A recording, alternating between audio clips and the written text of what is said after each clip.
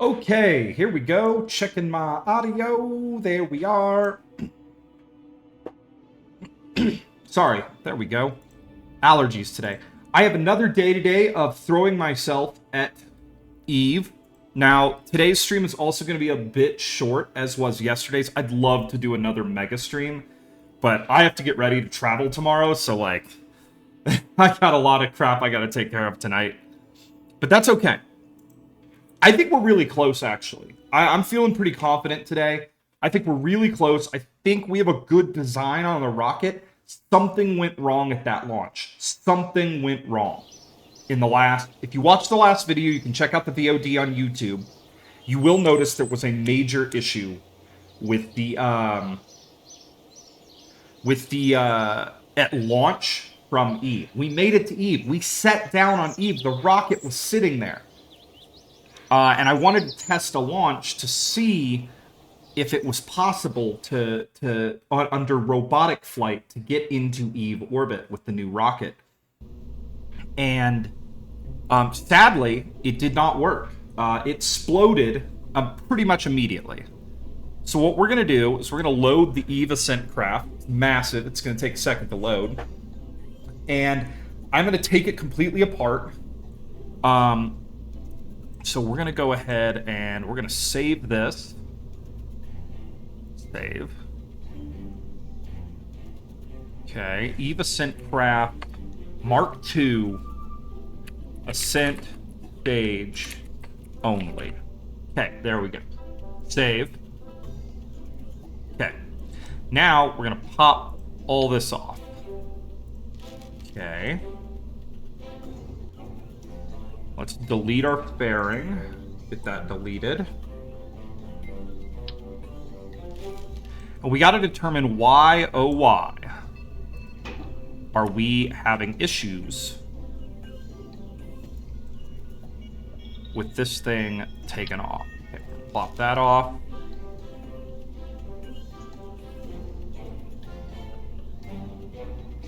Okay. Start extended. Start extended. Okay, so this is it sitting as it sits on the ground. We're going to delete our crew. Okay. So we're going to save. We're going to launch this. We're going to try to figure out why, oh why, it's not taking off correctly. Because we put a lot of work into this thing. Like, this thing, it should work. We developed to this, and it was super good.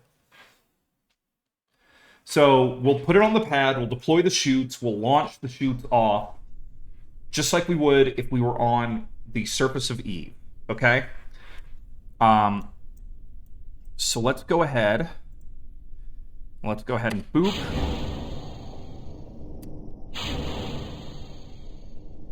Okay.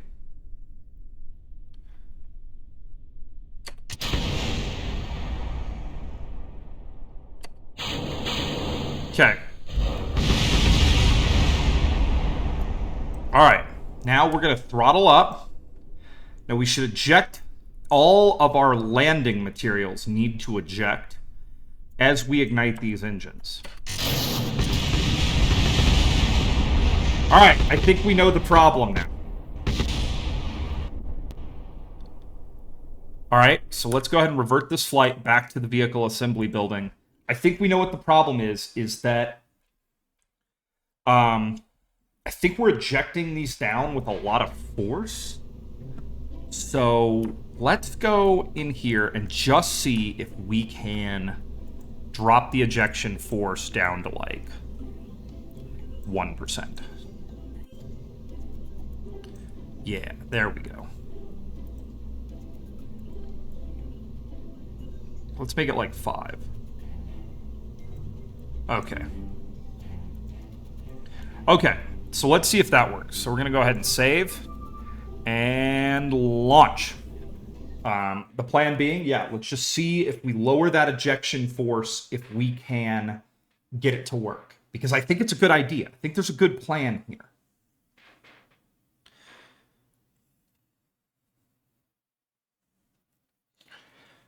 Okay, Compudora is working hard to load it.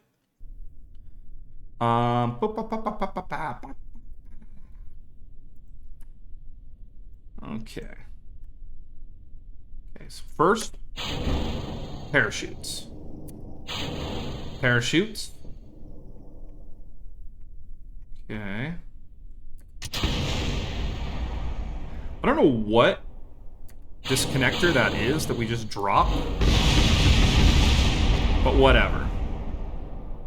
Okay. Now we light the main rocket.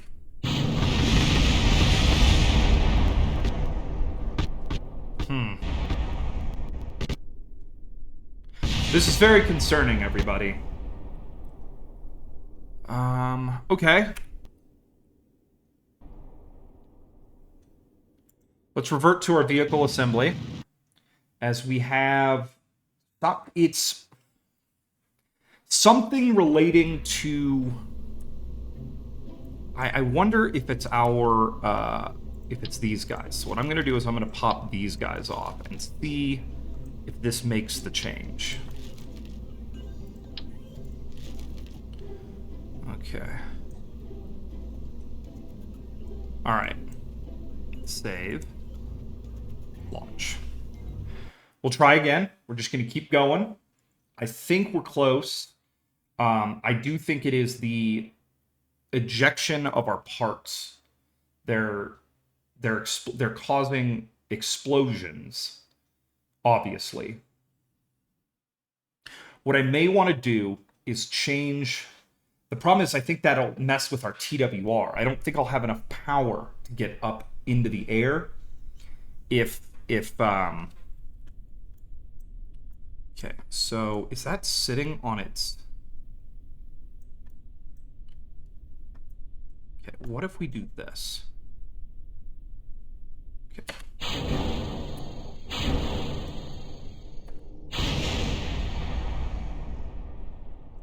I don't know what that is, but that causes some sort of problem. Alright. Throttle up.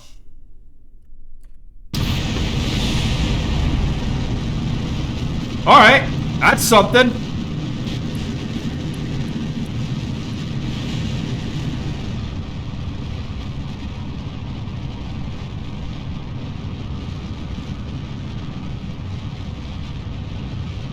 Not the most stable rocket I've ever built, but...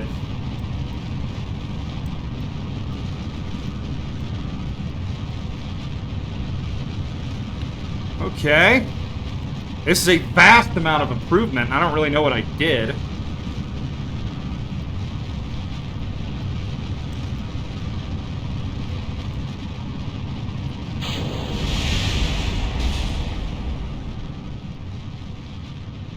Alright, that's a serious problem that we're going to have to fix. Okay. Revert to vehicle assembly. Alright, we're getting close, everybody. Oh my god. I just need this to work. The big thing we got to remember is we got to remember all the changes we're making because, you know, we're going to have to make these changes on our other rocket. So pulling all of those supports off and disconnecting everything turns out to be the secret. Now, we do have a problem. Actually, those are there for a reason, but we're going to pop them off for now. We do have a problem with Sepatrons being a thing, not being a thing. So, as much as I don't want to carry the weight, we're going to have to put some Seppi boys on here.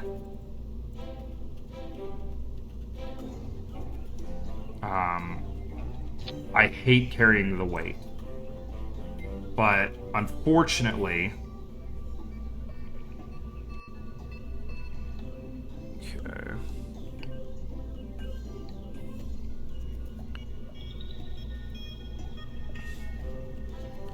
Unfortunately, this is just the nature of what we're dealing with here.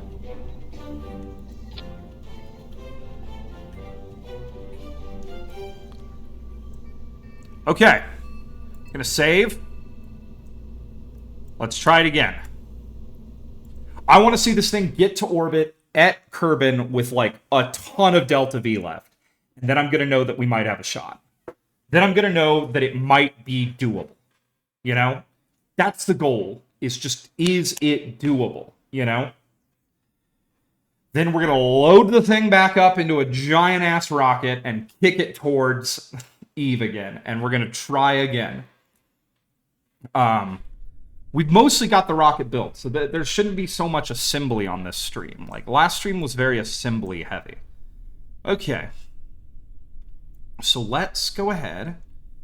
There's something down here that explodes when I push a button.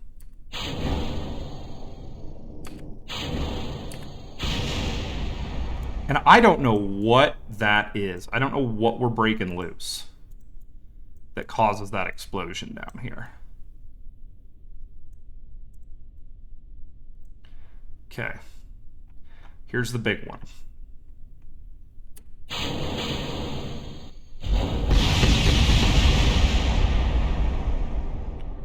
All right. Throttle all the way up.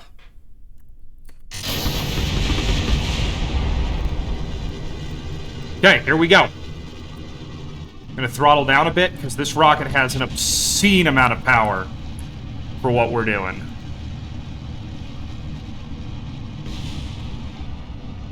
It is pretty unstable. That's okay.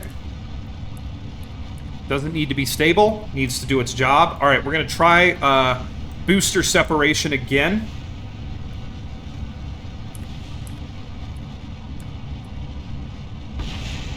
On Eve, what we're going to do is we're actually going to climb all the way up to 19 kilometers before we begin a gravity turn. Okay, got those away.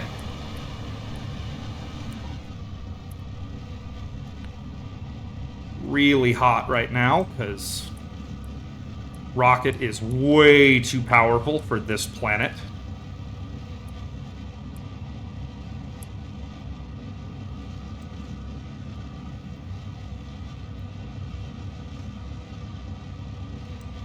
That's okay. We'll just let it keep climbing.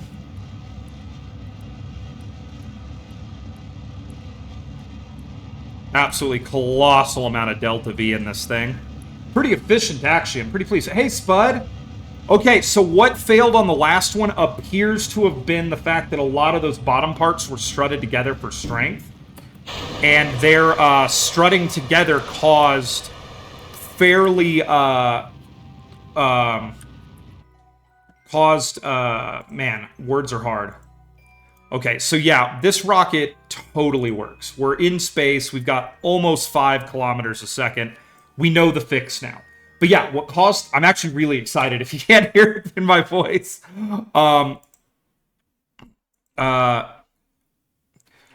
Okay, so we were sitting on Eve with this rocket. I don't know if you were watching at the time. Sorry.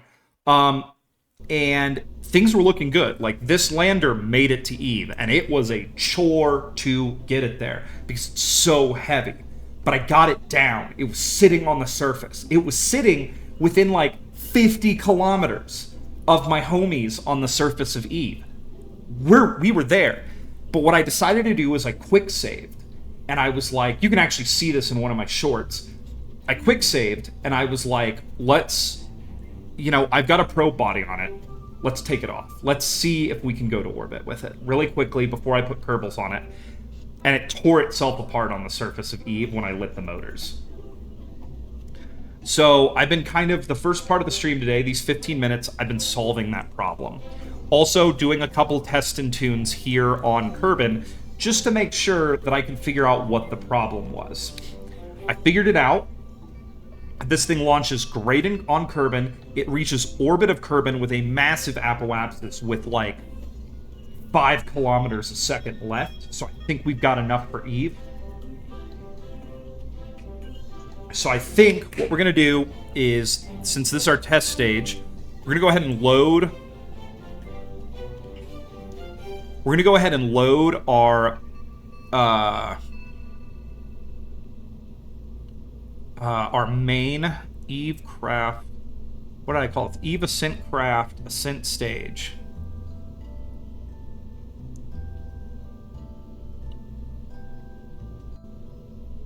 Okay, we're going to load this. And what we're going to do is we have a couple things we need to do. One, we need RTGs. This thing has major power issues. So we're going to hide some RTGs in it so that it will operate correctly. It really could use more Delta V to get it into orbit. I know that's insane. That's an insane thing to say when you look at it, but we're not going to do that. We're going to keep this as simple as possible. Keep it simple, stupid. And all we're going to do... Okay, let's delete this fairing, as we need to make a couple of adjustments to the craft. One, these guys have to go. Because these guys are what's causing our explosions on takeoff. So they're gone. Okay. Alright, we have our antennas set. Good. Alright. So this is our landing craft. And what we're going to do is we're going to be cheeky here. And just up under there, come on. We're going to hide. Yeah, I like that. I want to put one there. We're going to grab electric power. And I'm not worried about the weight of these because we're going to eject. All this is getting ejected the moment we take off. So we're going to add RTGs. We're going to set this to 4. And we're going to have 4 RTGs hidden underneath this thing. There we go. And yeah, all this landing accoutrement, power generation stuff, all of it gets ejected when we take off. Weight is key. We have to be light. Because the weight of this thing is already obscene. Oh, so we did that. The next thing we need to add that I've learned here testing on Kerbin is we need some Seppi boys. Because there is a little issue with this rocket getting its boosters actually separated. Okay, where did I put the Seppi boys? There they are. Okay. Come up here. And I want these to be right here. Okay. Also, I don't even know which one that is. We're going to worry about that in a second. Because that's going to cause some issues. Because I need these to separate exactly at the perfect time. Okay. Does that clip? Nah. That might clip just a little bit too much. I'm a little concerned about destroying that Sepatron on takeoff. But we can only afford the weight of one set of Sepatrons. So we're going to have to try to make it work. Okay, where are they? Those go here. Okay, we're going to save. All right. I'm willing to take another shot at Eve. Do you think they will ever actually... You know, there's been a question I've been considering lately. Do you think they will ever actually cancel The Simpsons? I don't know. I mean, the Simpsons' biggest problem is every season or every few seasons, they have to pay the voice actors more. If The Simpsons is ever canceled, it will be because of the cost of the talent. You know, there's a huge cast of characters, and a lot of the actors play multiple ones. But, like, The Simpsons' biggest problem is that, yeah, there's so many gosh darn characters. Like, it's their biggest issue. So I think if they ever actually cancel The Simpsons, it will probably be because paying talent costs too much. That being said, there's kind of, I almost want to call it like a renaissance that's happened with The Simpsons recently. Like, there are a couple episodes they've made recently that kind of show the... What is the word I'm looking for? They kind of give you vibes on what the show used to be. You know? Like, there's this concept of, like, we used to be good at this. And you see it because nobody ever watches the new ones. It's like they have a historic obligation to make new Simpsons, and the inertia of having it on for so long is great enough that it would be weirder to cancel it than continue making new episodes. Give me a second. Let me pull my poncho off, and then I will answer that chat.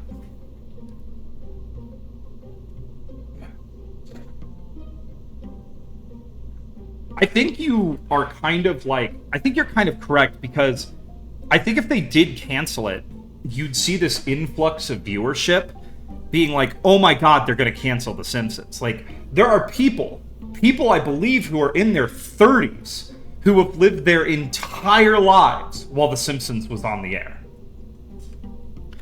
You know? So I feel like there would be this huge outcry if they decided to cancel it. I mean, I'll give you another example. When Family Guy killed off Brian, spoiler alert, when Family Guy killed off Brian for a couple of episodes, and people freaked out over that. You know? I remember there was this like news article that said Seth MacFarlane kills America's dog.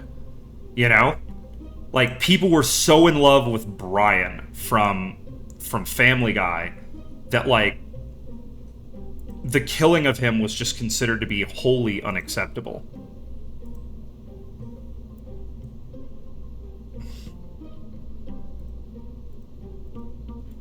Come on.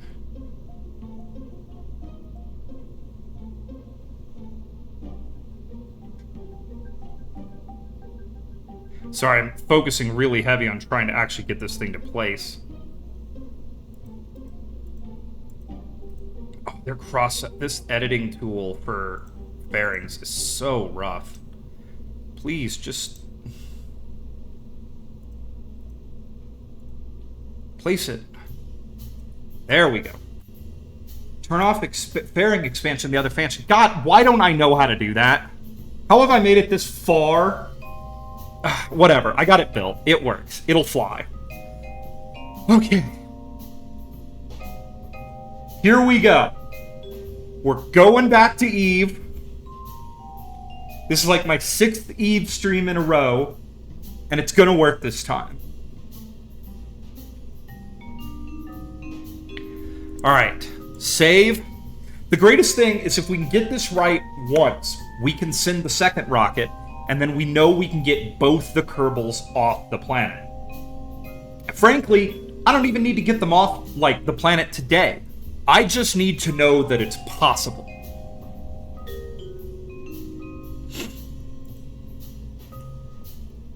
Alright. Launch. Alright, here we go. Now, Spud, if you haven't seen this, what you're about to see is pretty magnificent. It is the largest rocket I've ever built in this game. For me, that is saying something, because normally the rockets I build are incredibly large and stupid. This one is on an entirely different level of stupidity. It can't really get to orbit without igniting its nuclear engines, because it's so heavy.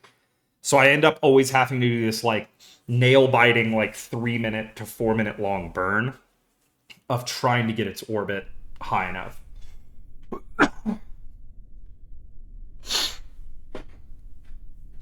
Anyway, someone else I talked to about this also pointed out that they probably make way more money on the merchandising than on the actual episodes.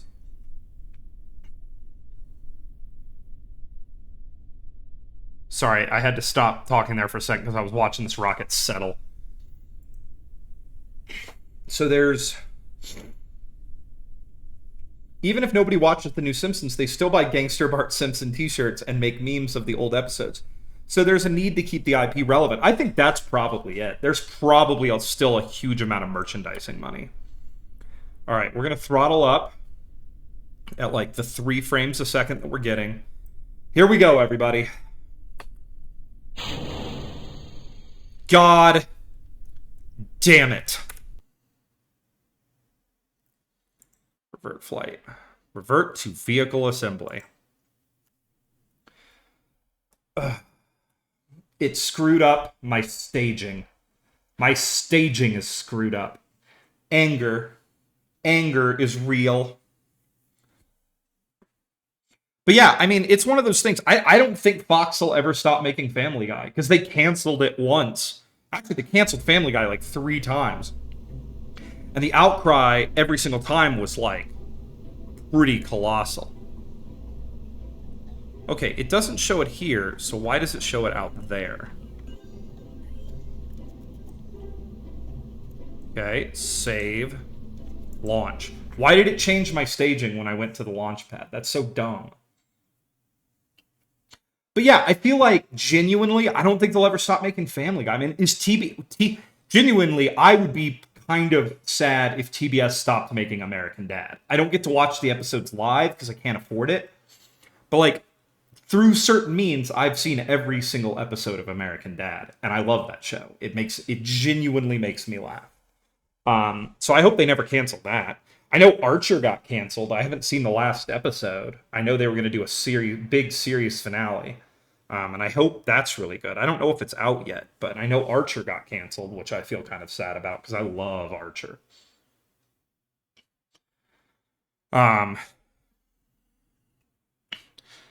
Okay.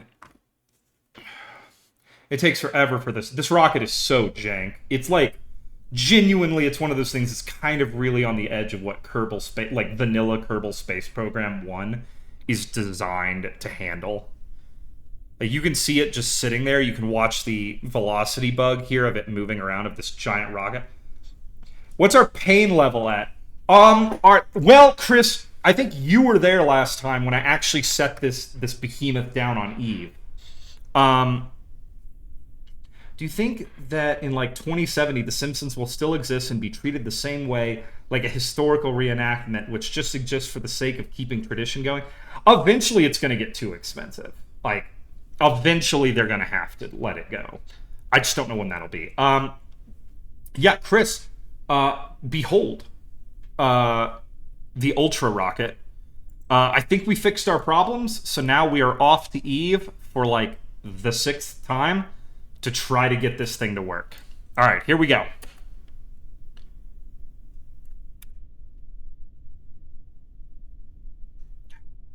Please don't crash. I think I just crashed Kerbal. Nope.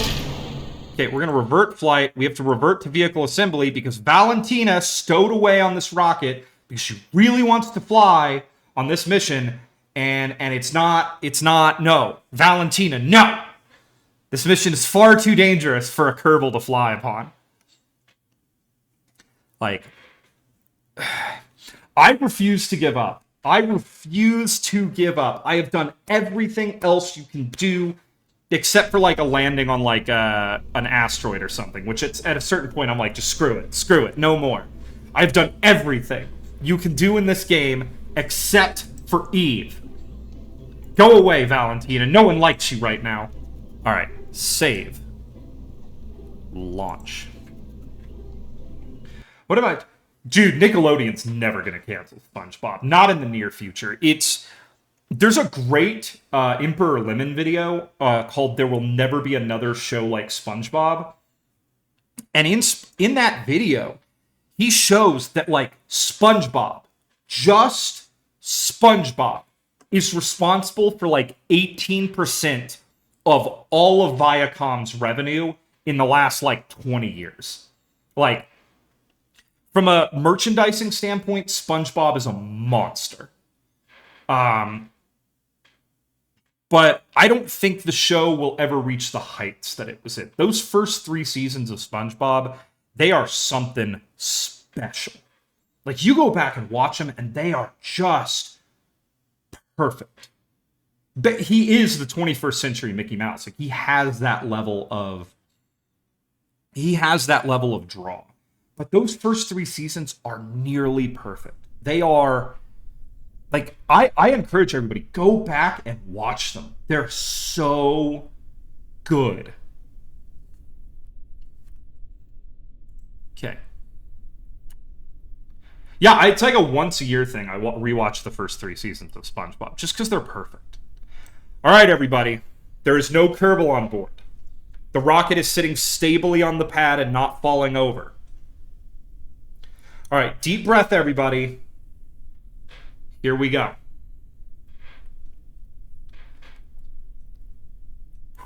Here we go. Yeah, I think that's the thing. Meme culture got a hold of SpongeBob, and, like, it's never going to let it go. The show is so memeable. All right, here we go, everybody. Biggest rocket ever. Okay, we got to wait for a couple minutes for the computer to actually process the physics that are about to occur.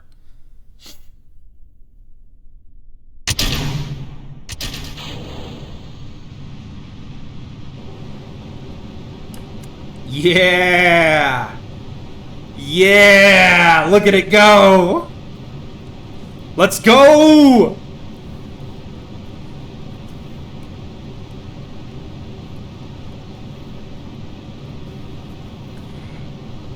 It's got that, like, Starship Launch 1 vibe where it just crawls off the pad.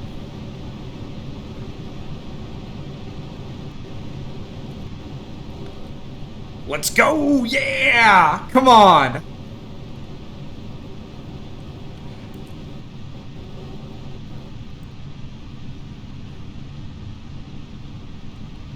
All right.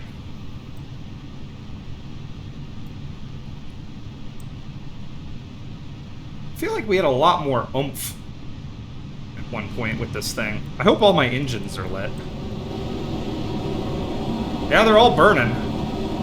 Yeah, everybody's burning. Okay.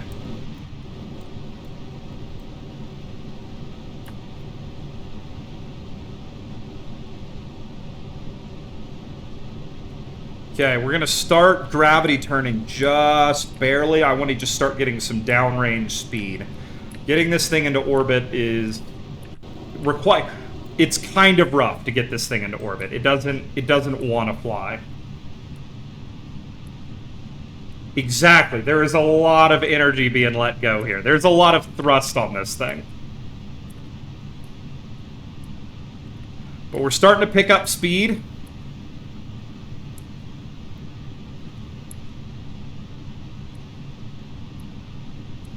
Okay, here we go. First.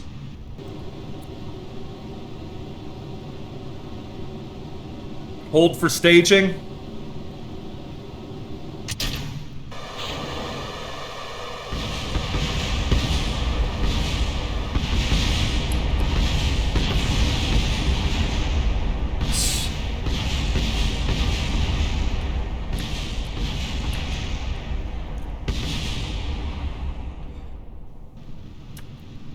Woo! The computer did not like that one. Stage 1 is gone.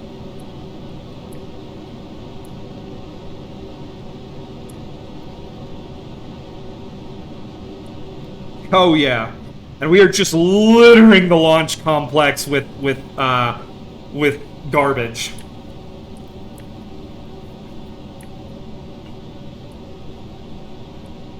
Coming up on 7,000 meters up.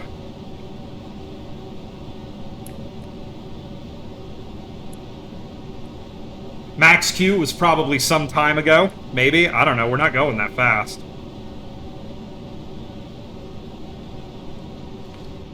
Okay. Come on, baby. Come on.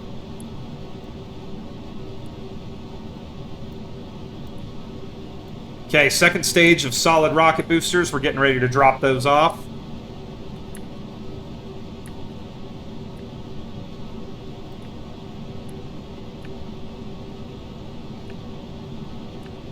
In kilometers.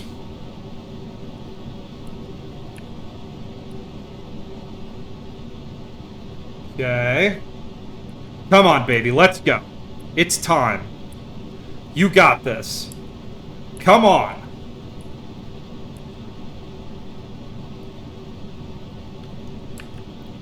Okay, getting ready for our next set of SRBs.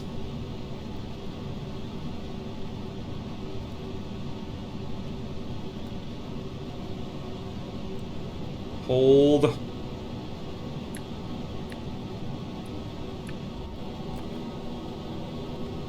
Okay, holding for stage separation.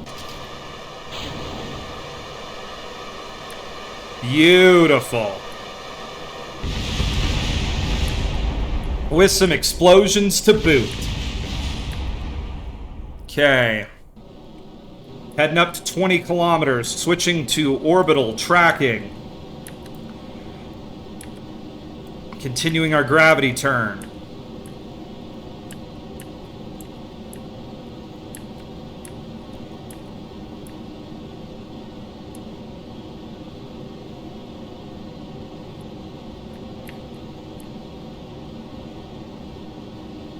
Okay. Apoapsis is 41 kilometers, still pushing.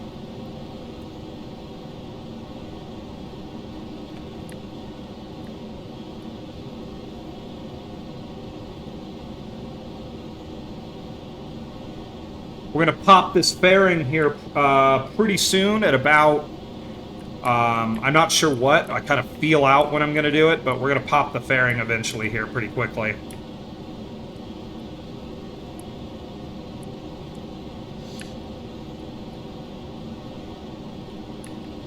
Okay. Come on, big girl. You got this. Come on.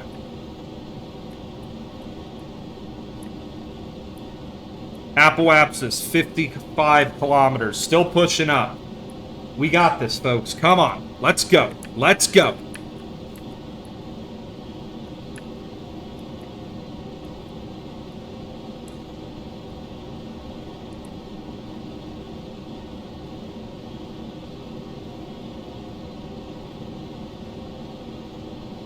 A lot of small control inputs to keep this thing kind of stable. It's even in this thin atmosphere, it's not the most stable rocket right now.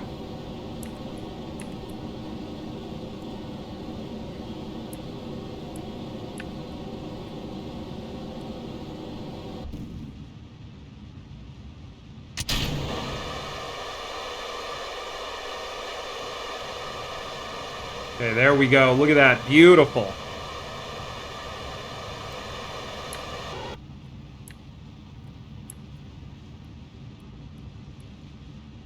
You're inside a network sci-fi show. You're about to be killed off. Stress the network's FX budget until they cancel the show. That's the way to do it.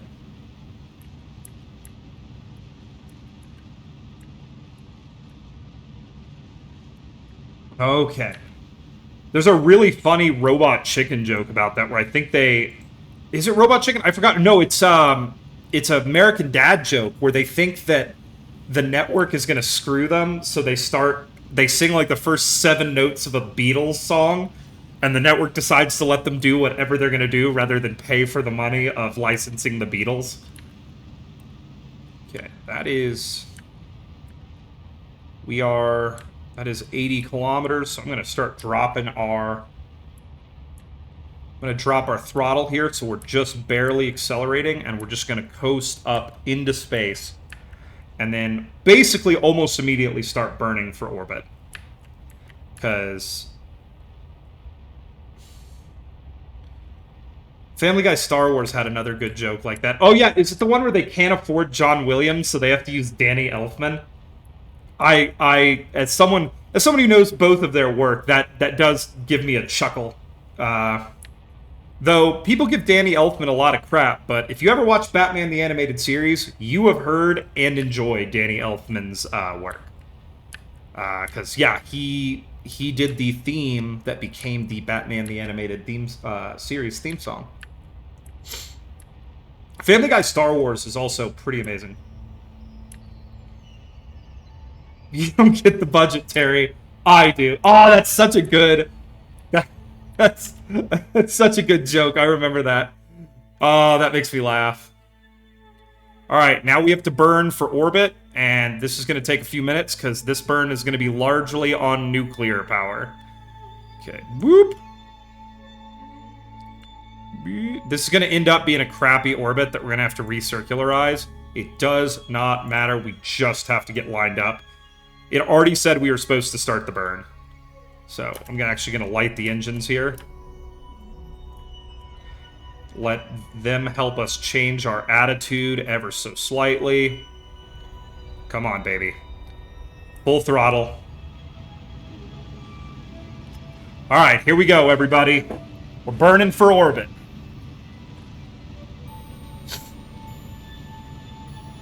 Going to Eve once again, but this time I've got a little bit of hope.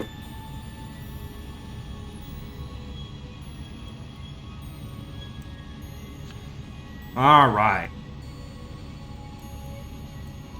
Come on, baby. Burn. Come on. You got this. Let's go. All right. We're going to prep to ditch. Let's start getting some radiators open.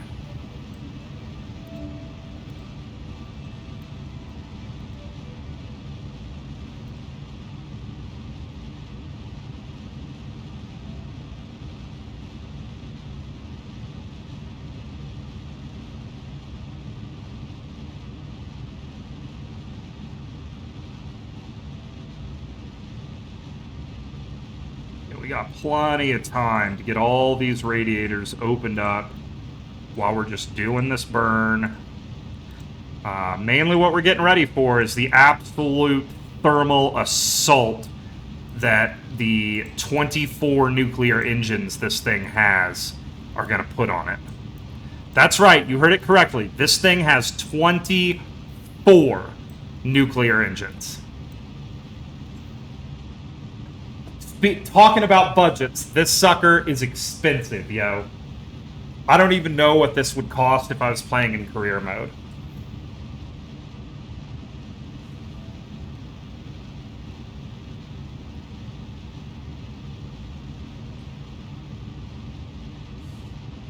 Alright, now we just let her burn.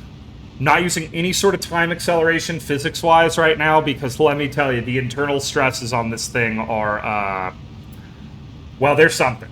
Let me tell you.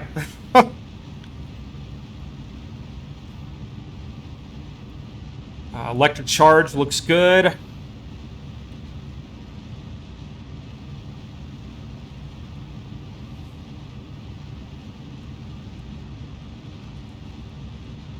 Okay, we're just holding tight now for our staging and the ignition of, once again, 24 nuclear engines.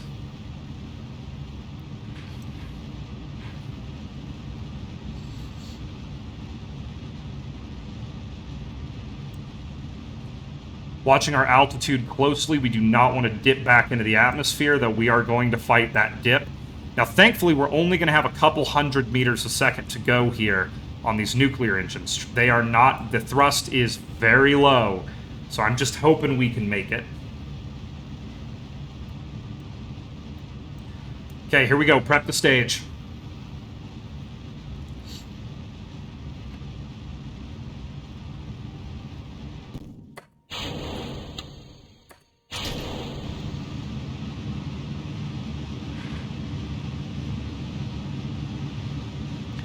And now we just want to get into space before we fall back into the, or we just want to get into orbit before we fall into the atmosphere.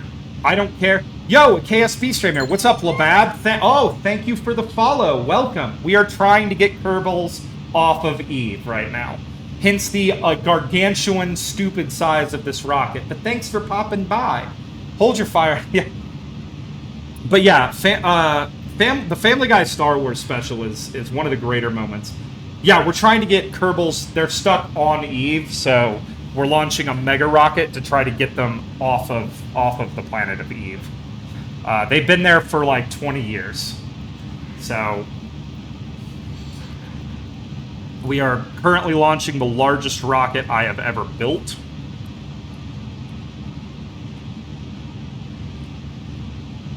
That planet don't want people on it. That's true.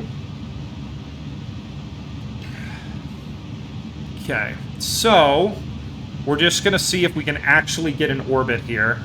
I'm very concerned about this craft actually making it up to orbital velocity. As you can see, we are fighting falling into the atmosphere at this point. Looking very closely at my periapsis. It is a cursed planet. I mean, its curse extends... There we go. It extends even to Kerbin as I try to send missions to it. Okay, come on. Come on, big girl. 53, 54, 55, 56, 57, 58. There's 60. Come on, baby. 61, 62, 63, 64, 65, 7, 8, 9, There we go. We made it. Is it perfect? God, no. But we did it. All right, let's get some solar panels opened up to give us auxiliary power. We have RTGs on this thing, but when we start doing a lot of maneuvers and moving around and stuff, it's not going to be enough. Power generation with this thing was a severe problem on the last mission. I don't know if there's like a bug or something, but our batteries did not last long. We made orbit. Orbit is ours. So what we're going to do is we're going to actually circularize in a pretty high orbit. This allows us to make our burns sooner, because it takes 3 or 4 burns to get out of Kerbin's sphere of influence. Quick save. That's a good call, Spud. That's a good call. Eve atmosphere don't want people on it. But once landed, this planet don't want... Well, and that's the thing. I have... So Labad, just to bring you up to speed on our adventure here, you can also check my YouTube channel, same name, just look up Poopy Boop. Now, Google will be like, oh, are you trying to look up Poop Boop? And you have to be like, no, Poopy Boop. But this is like stream number 6 or 4 in trying to get Kerbals off of Eve. It is all it is the last thing I must do. And then I have basically beaten Kerbal Space Program 1. I've done every other planet. I've gotten them everywhere else. Except I haven't brought them home from Eve. So, I gotta go do yard work. Take care. Hey, Spud, thanks for stopping by. I appreciate it. And I enjoyed the Simpsons and Family Guy conversation. Have a good rest of your day and good rest of your weekend. That reminds me, everybody, I need to let you all know, because I'm traveling, I will not be streaming next weekend. I will stream the weekend after that, but it might only be one stream, because I will only have Saturday and Sunday on that weekend, rather than my normal Friday, Saturday, Sunday. So I'll need to, I gotta live my life, so Sunday is probably going to be mine, and then I'll only stream on Saturday, and I might make it up to everybody by just doing a really long one. All right. Okay, so we got that done. It's a garbage orbit, but it's going to work. So let's go ahead and start the process of getting it circularized. I think 126 is a good altitude for circularization. So we're just going to add some velocity until they spin around. There we go. Let's go ahead and get a line. I brought them home once, needed a full rocket. Well, there is a full rocket hiding inside this fairing. Is, I think, like almost a 8 or 9 kilometer a second ascent stage. And its entire job is to get one Kerbal off of Eve. I'll have to actually send 2 rockets to get the team that's on the ground out. Initially, I was going to use a rocket to get both of them out at the same time, and it was just so large and so unwieldy that I couldn't even think about launching it. So we're going to see if this works, and if this plan works, then we will launch another one to get our last Kerbal. I think the way we're going to play it is I'm going to send my scientist off the planet first. Keeping an engineer down there means that if the rover that they're living in gets damaged, he can repair it. Because they have a lot of repair kits. I think the only thing this rocket is carrying right now, science-wise or payload-wise, is repair kits. That way we can load up the rover that they're... that way we can load up the rover that the engineer's going to have to live with for a couple more years with more repair kits. So if he's driving to the next rocket and something goes wrong, we can rescue him as well. All right, so let's go ahead and head around the planet. We'll bring it around town. RTGs are looking good right now. We'll see how it works on the dark side, in the shadow of the planet. We should hold full power. We are holding full power as... Okay, we're not holding full power. That's because we're rotating for our maneuver. Let's rotate for this maneuver. I just want to see the rocket regain power, because I think there was a bug or something in my last game of how quickly... I brought them home once. Yeah. I think there was a bug or something on the last game that we were playing that was really causing a lot of problems with power generation. So once we're aligned to this maneuver, I want to see and make sure that we can actually regen power. So get it lined up. And we're still burning a ton of power. I don't know why. Are we putting in a lot of control inputs? We are. We're having that roll issue. There's a roll oscillation that occurs with these rockets, and I cannot figure out for the life of me why it happens. But you can see right there, our electric charge is just gone. And it's due to this roll oscillation that you see going back and forth here. If I just give it a tap, we're still burning through power. So this is going to be a major issue. I don't know how to fix it. I'm just going to hope, we're just going to press forward with a rocket that doesn't really like to retain any sort of power. Hopefully we'll make it up to this burn where we can actually fire our engines up and regain. That'll let us get the... Once we're out of orbit of Kerbin, this isn't going to be an issue because... man, we're getting close here. Okay. 3, 2, 1. Ignition. All right. Once we get out of orbit of Kerbin, this won't be an issue for a while because we don't have to worry about being occluded from the sun and being in shadow. And leaving Kerbin orbit, we do all our burns on the sun side, so it's not a big issue. Well, I have a ship in... so I have a return ship, like Apollo-style command module, in orbit around Eve with my boy Jeb on it, waiting for Kerbals to come back up to him. Like, their return stage is set and ready to rock and roll. It's just getting them off of the surface that is an issue.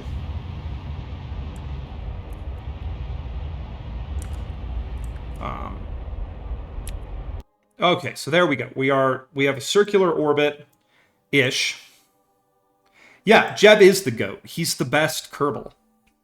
Okay, we're going to align normal here so we get maximum solar blah, blah, blah. We're just going to wait for a second because getting this thing to actually line up takes a long time. It is a very heavy rocket. I mean, this upper stage is, I forgot how, hundreds of tons. I overbuilt my interplanetary stage by quite a bit because the concept was I wanted to guarantee that I could get to Eve, even if I have to brute force it. So, you know, it is way bigger than it needs to be. But the other thing too is, like, even with this stage the way it is, we're looking at burns that are 10, 15 minutes long. If I made this stage smaller and more efficient, we'd be looking at burns that were hours long, which nobody wants to watch that.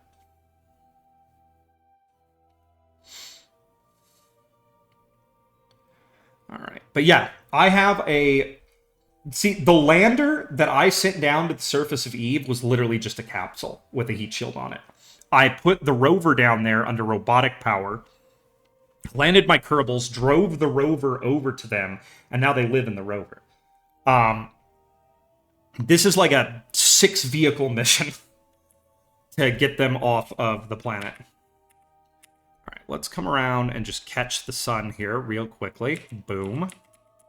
There we go. All right, next step. Let's get ourselves an Eve encounter. All right, I got to go to my cheat sheet here.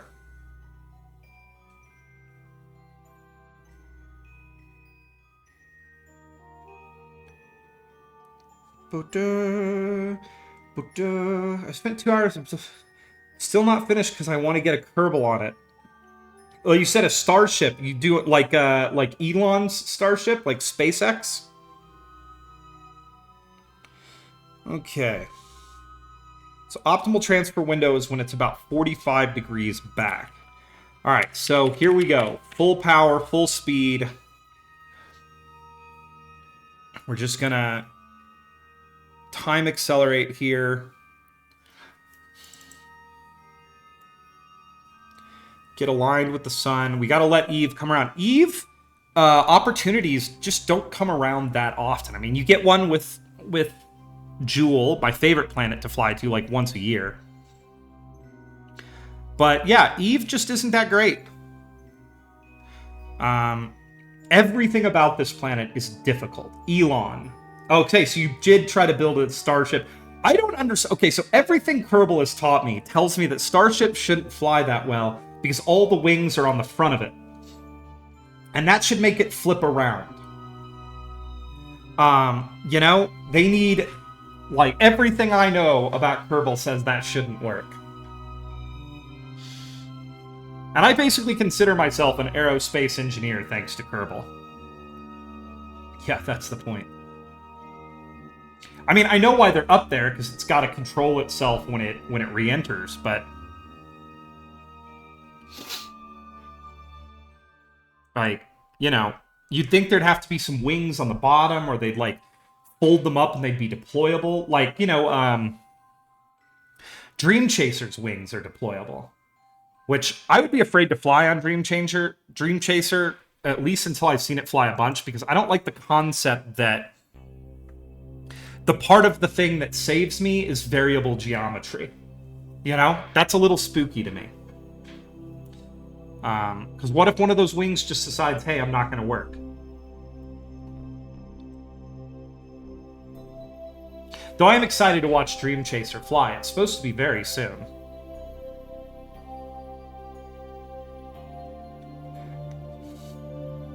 Well, yeah, the point of the wings is to let it belly flop, but you'd think, you know, it would struggle to maintain control on ascent, especially when it starts going supersonic.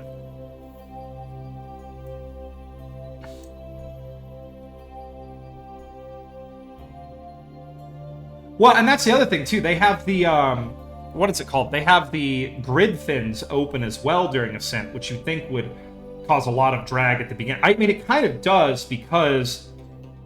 you know, when they do their hot staging, apparently the grid fins, their use is to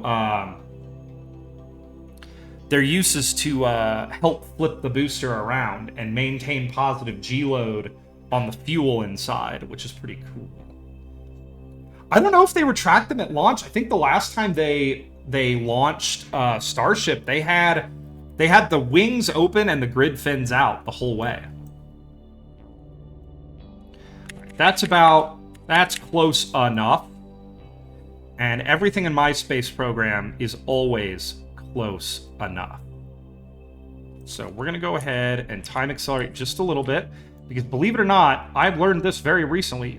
You don't want your burn away from Kerbin to be perfectly in line with the sun. You want to go a little bit retrograde here. That is the most efficient way. Now, we're not going to get this burn done in one go, but I'm going to go ahead and each one of these I'm going to target because we're looking for maximum efficiency here. So we're going to bring this down. There we go. All right. We're definitely not going to hit Eve on the way out because we have to do a plane change, so we're just trying to get close. Let's set that as our target. Let's see what we can do here. Maybe we could hit Eve on the way out. No, we're not going to hit it on the way out.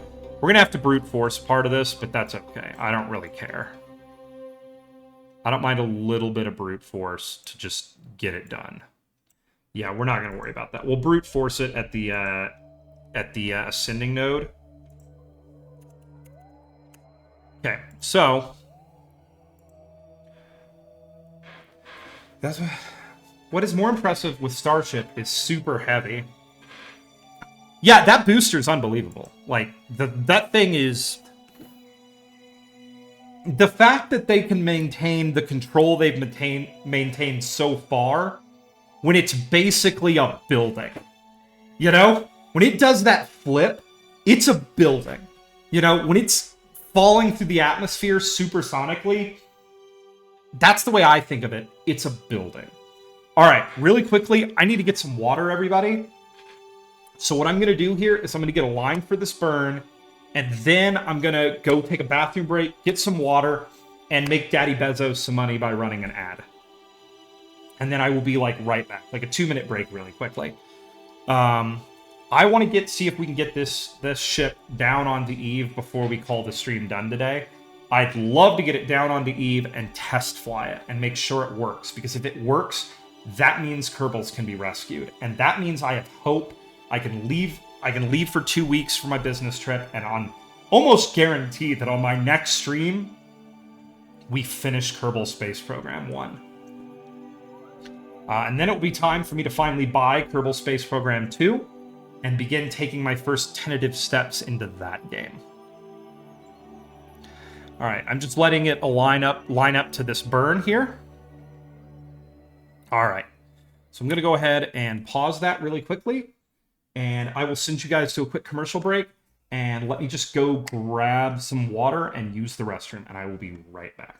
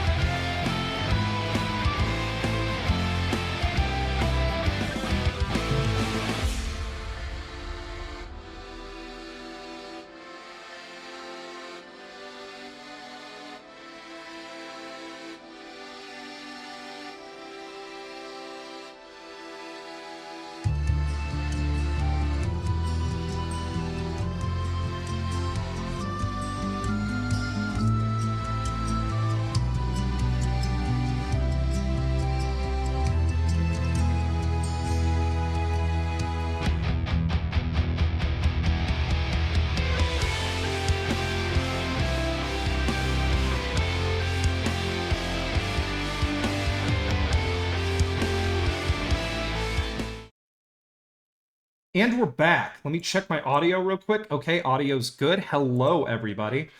Yeah, Levad. That's my favorite thing is like Elon standing in a room with designers, or like you have all the designers like drawing things out, and then Elon walks in the room and they're like, "God damn it, he's back," and he's like, "Could use more engines." Also, I poured myself a brewski, a nice beer here, because I don't know, this is like my last day before a big business trip, and I'm going to enjoy myself a bit. So heads up, everybody, I've never drank on stream before. I'm not going to get loopy or anything, but I am enjoying a nice beverage. Okay. So let's let's get ready to do our burn here. I'm going to come around, bring it around town.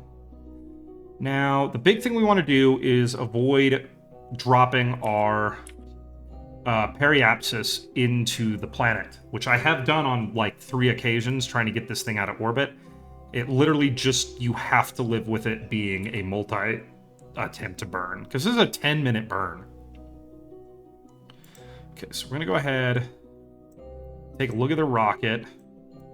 We're going to come around, and we don't want it to be facing the planet when we light the engines. So what that means is we're going to start our burn kinda 3 minutes and 3 seconds. So we'll do it. We'll do a 6-minute burn here.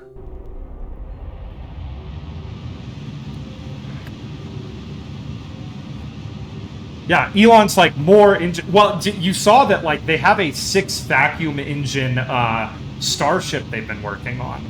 So it'll have 3 like basically just vacuum starship. And I feel like Elon's just like, what if we added more engines? More thrust. All right. So let's do some physics time acceleration here, everybody. And we're going to do a 6-minute burn here. So we'll go to positive 3 minutes on the node. And then I think because our orbit's so good, I think we'll be able to get out of Kerbin orbit on our next shot around the planet. The TWR on this stage is hilarious. 0.18 is the thrust to weight ratio. So tiny, tiny.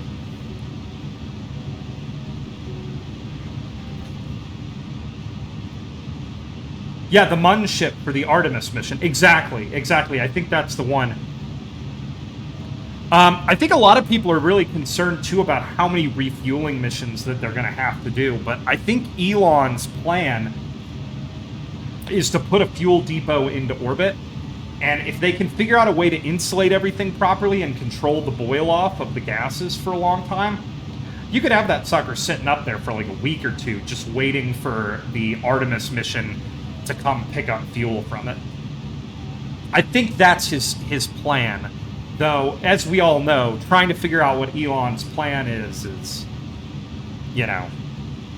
Also, I've made the decision that if I ever won the lottery, everybody, I wouldn't tell anyone, but there would be signs. And one of those signs would be a Cybertruck. I really want a Cybertruck. I think it's so cool. Hey, what's up, Eclipse? Just think, what would a 5-year-old do? And I kind of love that, though. I love that, like, Elon Musk is, what happens if you give make a child the richest person on the planet? Like, I kind of, you know, most billionaires are kind of boring and dry and unimaginative. And here's Elon over here, like, my kid asked me why trucks don't look futuristic. So I'm going to make Cybertruck. I'm going to make a future truck. I kind of love that, you know? It's so stupid.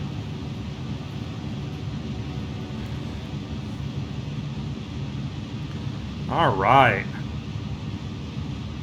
Coming up on 6 minutes of burn time here. So we're going to go ahead and bring our time acceleration down here. I mean, I do think the reason he put so many engines on the bottom of it is the concept is he doesn't want to have to pay for the development of a new rocket engine. In his mind, the way that you win is everything has to be cheap. I mean, that's one of the reasons that Falcon 9 has been such a success, is it's so cheap to launch one. You know? I remember the space shuttle was, what, $500 million to send to the International Space Station? The Russian government was selling seats to Soyuz for what? Was selling seats to Soyuz for like $70 or $80 million a pop, and Falcon 9 can put 4 astronauts on the International Space Station for 90 million. So that's like, you know, what is it? What's 90 divided by 4? You know, that's how much you're paying for each astronaut. It's cheap. And I think the big part of that is people don't realize the most expensive part of a rocket are those engines. The rest of the rocket is kind of just a big tube with fuel tanks inside. I mean, yeah, you have like reaction control systems and grid fins and hydraulics and all that stuff, but nothing on a rocket compares to the cost of those engines. And one of the biggest problems has always been, we're just dumping rockets in the ocean, you know? Which, those engines don't like salt water. NASA plan was the yeah, and the Constellation program was going to be expensive. I mean, God, look at what SLS costs per launch. It's horrifying. The brilliance of Elon was, let's keep those engines out of salt water. Let's, you know, whatever we can do to make sure those engines don't touch salt water. And then they came around to the concept of propulsive landing. Do I think we're going to see Mechazilla, the launch tower, catch a SpaceX booster anytime soon? Not so sure about that. That is an ask. That is a hell of an ask. And if they get it wrong, not only have they destroyed their booster, but they have destroyed their launch complex.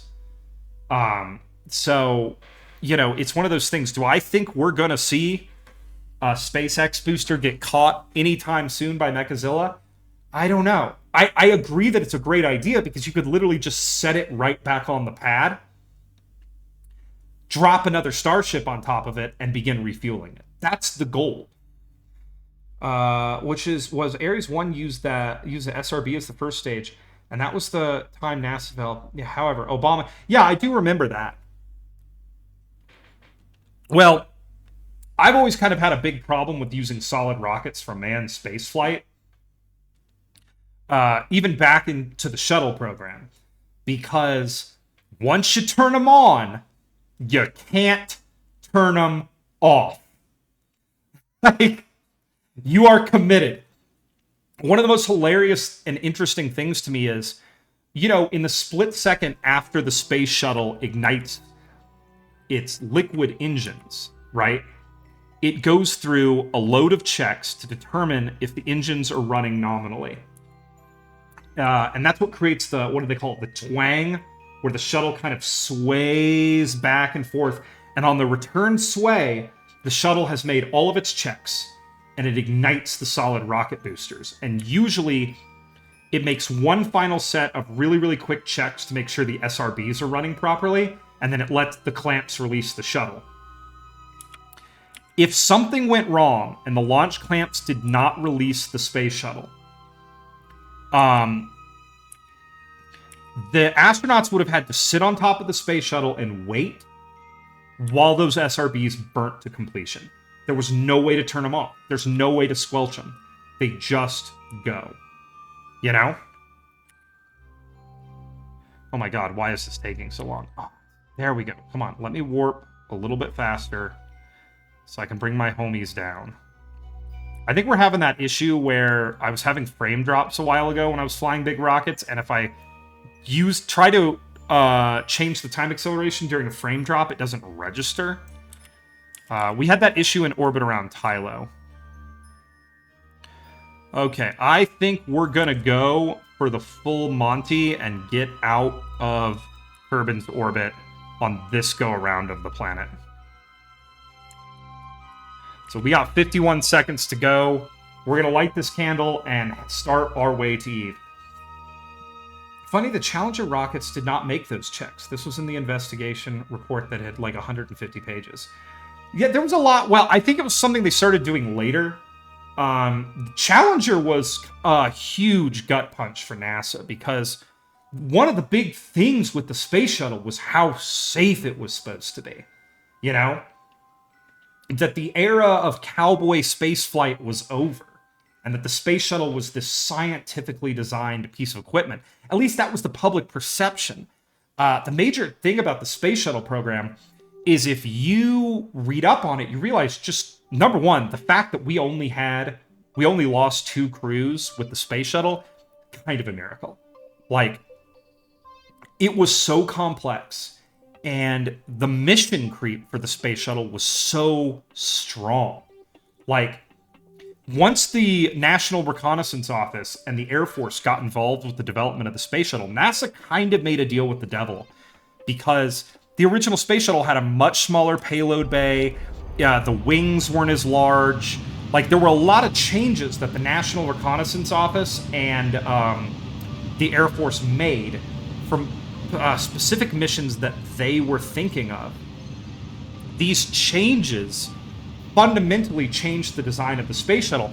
When the Russians were creating the Buran and basically copying America's space shuttle, the report said, no, that shit was well, that's the thing was, the report was the first time the average American citizen saw how dangerous the space shuttle was.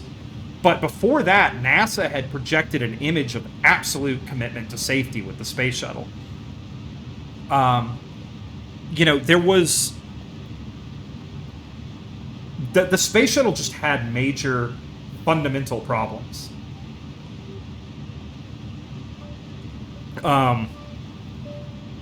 There were... it was an amazing machine, but once again, it was a machine designed by a committee. Like I said, the NRO and the Air Force got involved, and the space shuttle really began to suffer from mission creep at that point, which is, the biggest problem being that the Air Force and the NRO kept asking for stuff, and they kept changing designs. And eventually, with NASA, they're like, all right, this is going to be the way it has to be. There was a single orbit mission from the space shuttle to recover something from polar orbit. Part of the reason the wings on the space shuttle are so large, and Scott Manley makes a really cool video about this, is that it would launch from Vandenberg Air Force Base in California, south, along a polar orbit.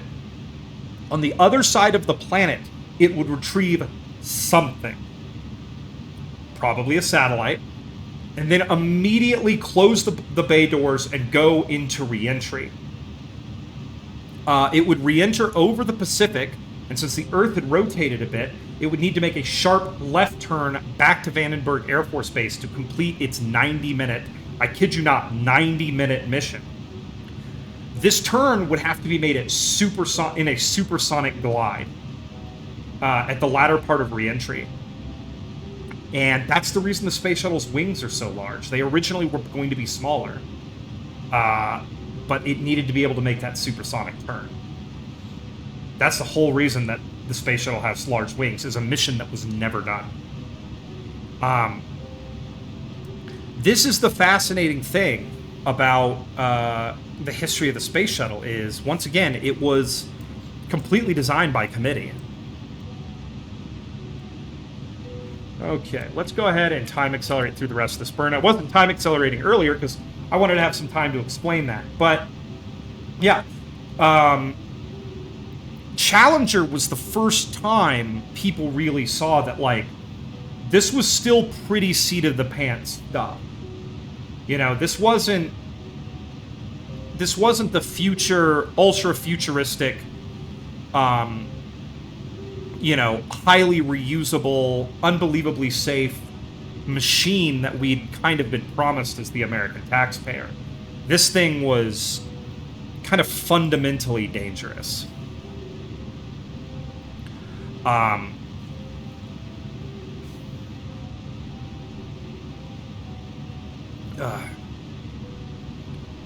Alright, we're bringing our orbit down here pretty good. We're at about 50 seconds, so I'm going to kill the time acceleration here. Yeah, they had this strange... There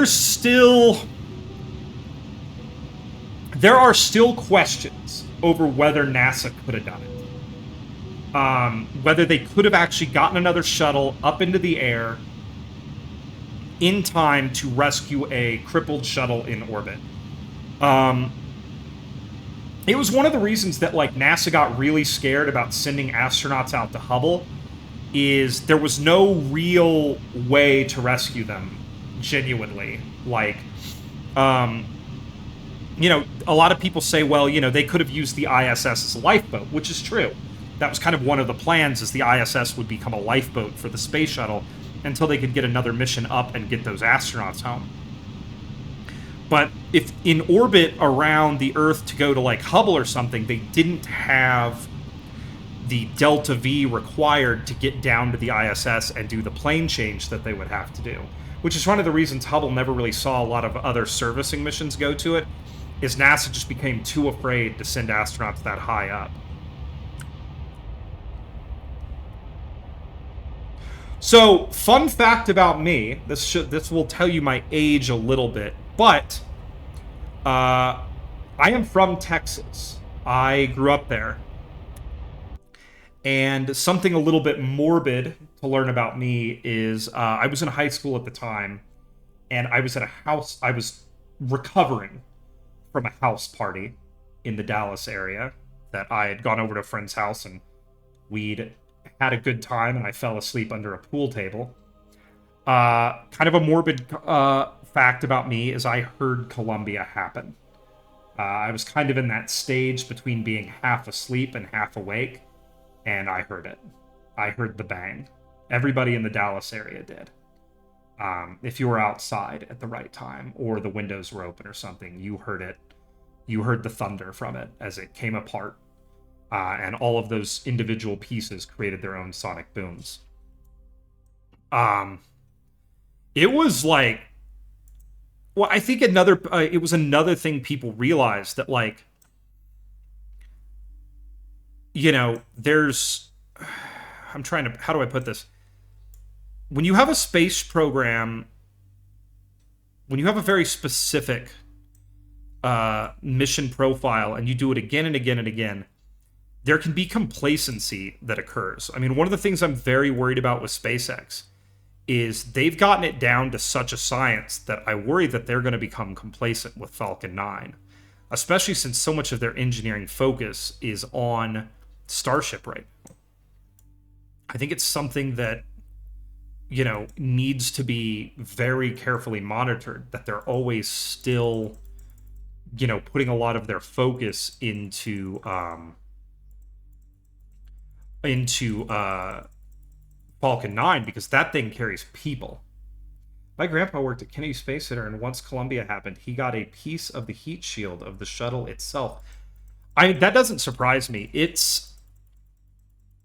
Well, I mean, because they rebuilt that thing. I know that a lot of it's in the archives now, but they did this huge rebuild where they laid out on the floor, you know, basically Columbia, and they started rebuilding it from the debris, putting all the debris where it would be to determine specifically what had happened. Because it was like a week or two, I remember, when it happened, before they really began to understand what had occurred. You know? It was known that the shuttle had come apart during re-entry, but outside of that, very little was known. You know, and NASA is... When an incident like this occurs, an anomaly as they call it, NASA is very, very famously very tight-lipped until they know exactly what has occurred. You know, there's that famous... I forgot what incident it was. It might have been Challenger, or it might have even been Columbia, where you hear the mission director say, lock the doors. Stay at your consoles, lock the doors. You know, let's get all the data, you know, let's get everything backed up, because it's in the moments initially following such a bad event. You know, people tend to be very emotional. You've seen something horrible happen. But there is this belief that, you know, well, I think it's a correct belief that you need to have as much data as you can, because you're gonna have to determine what happened, you know? All right, let's get this big girl lined up with her maneuver, and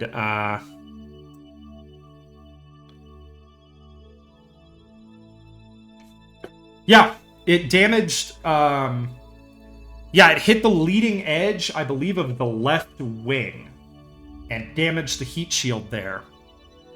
And now they have, there's several, like, I guess you could call them post-mortems that you can find online of what happened to Columbia in those final few seconds. because a lot of the data is available now. And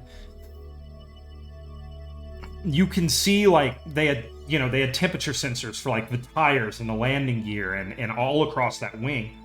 And you can see the temperature begin to rise. The most horrifying thing about Columbia was, by the time they knew that something was wrong, even if they'd been focusing heavily on those temperature sensors in the left wing, there was nothing they could do about it. Columbia was doomed. They were committed to the once you commit to a reentry like that, there's no turning it around, you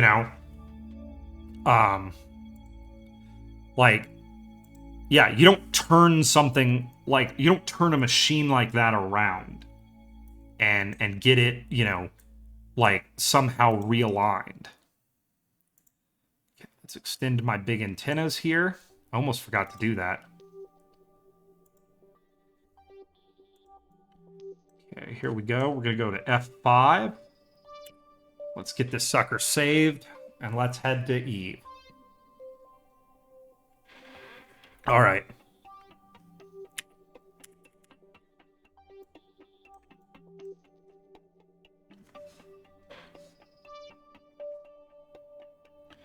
But yeah. Well, and then they started doing, so basically after that too, the shuttle was basically relegated to a bus to go back and forth between the ISS and the ground.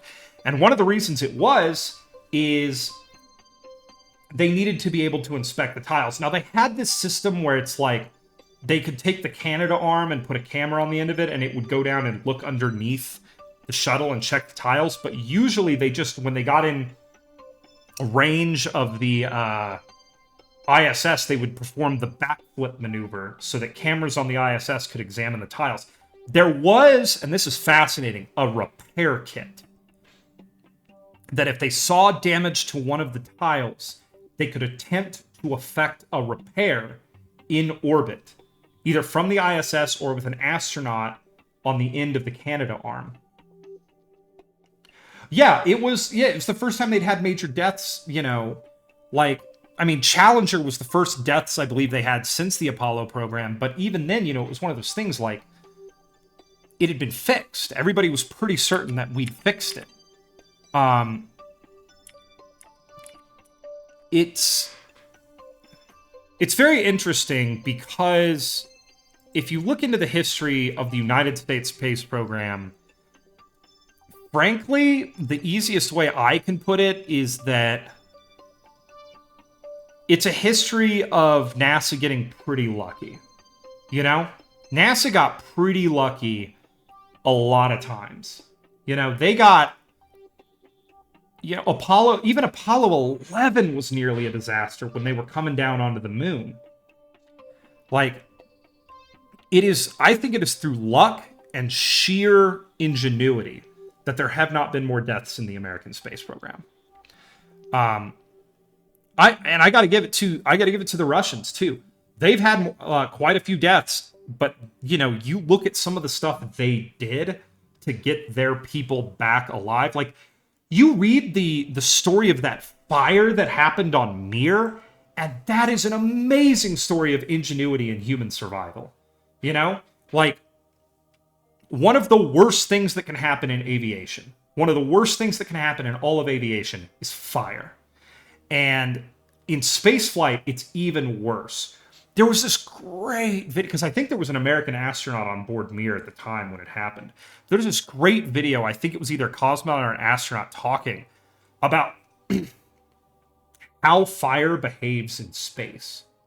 And how, they had training on how to do this, but, the training was different than the way it was, and how kind of insidious fire is when you're in space, because it doesn't work. You have your entire life of knowing how fire works on the ground, and it's completely different. So fighting fire in a space station is incredibly difficult.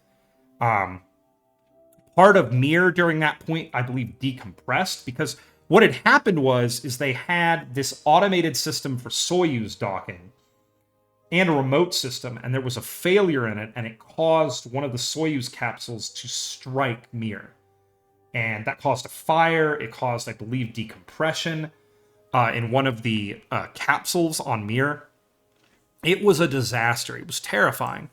And it was a lot of work through NASA and the... Oh, crap, I missed my burn. Hang on, let me go fire this up. I hit the wrong button there. But it was a massive,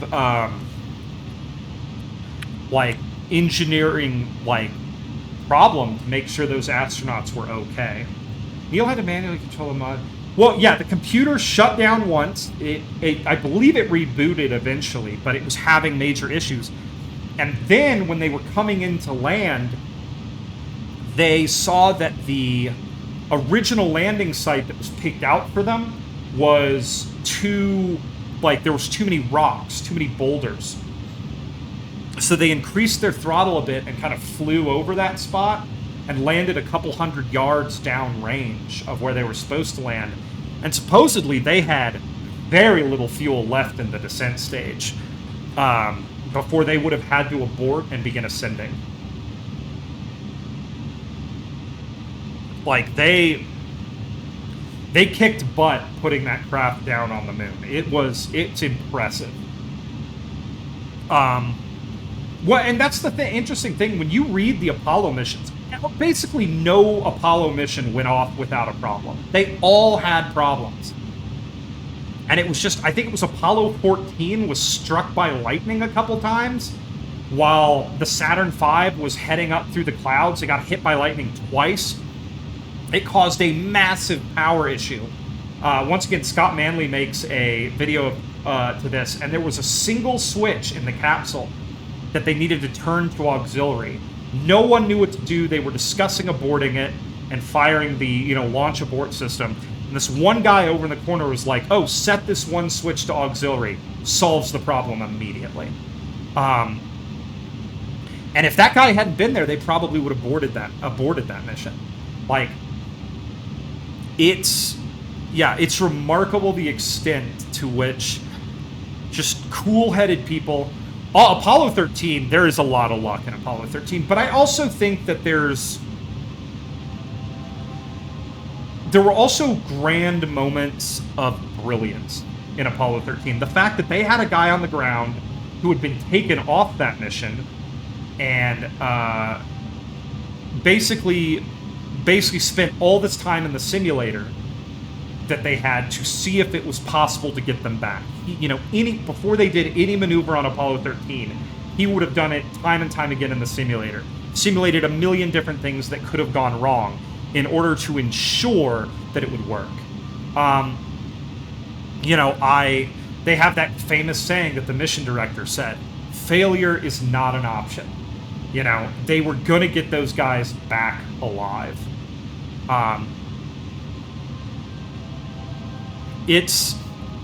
That's one of those great stories, that really, really, really gives you, that's a rah-rah, sis-boom-bah, go America story, is Apollo 13.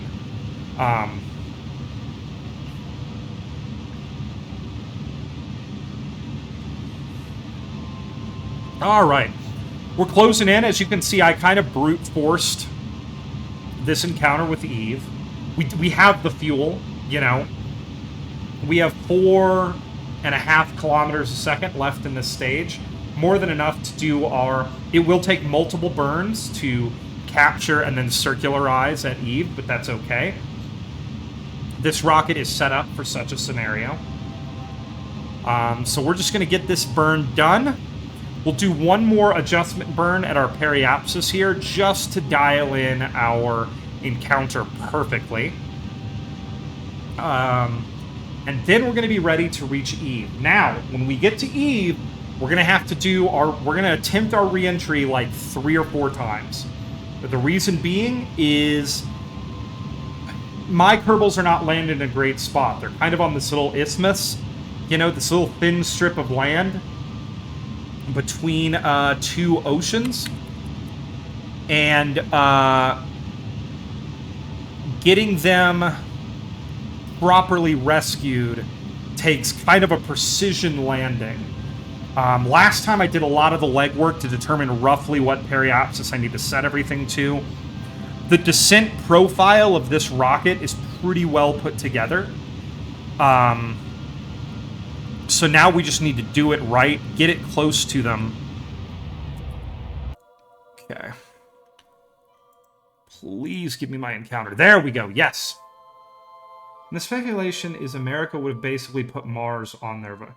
But there's this idea where you ask what could have happened if Russia was the first one to land on the moon.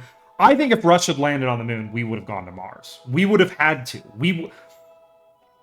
NASA was looking at it. Even after the successful moon landing, NASA toyed with Mars a little bit, They were riding high, Like, there was this genuine belief that after we'd gone to the moon, we could do anything. There was the Orion program, which was literally going to be like, using Apollo level technology, could we go to Saturn?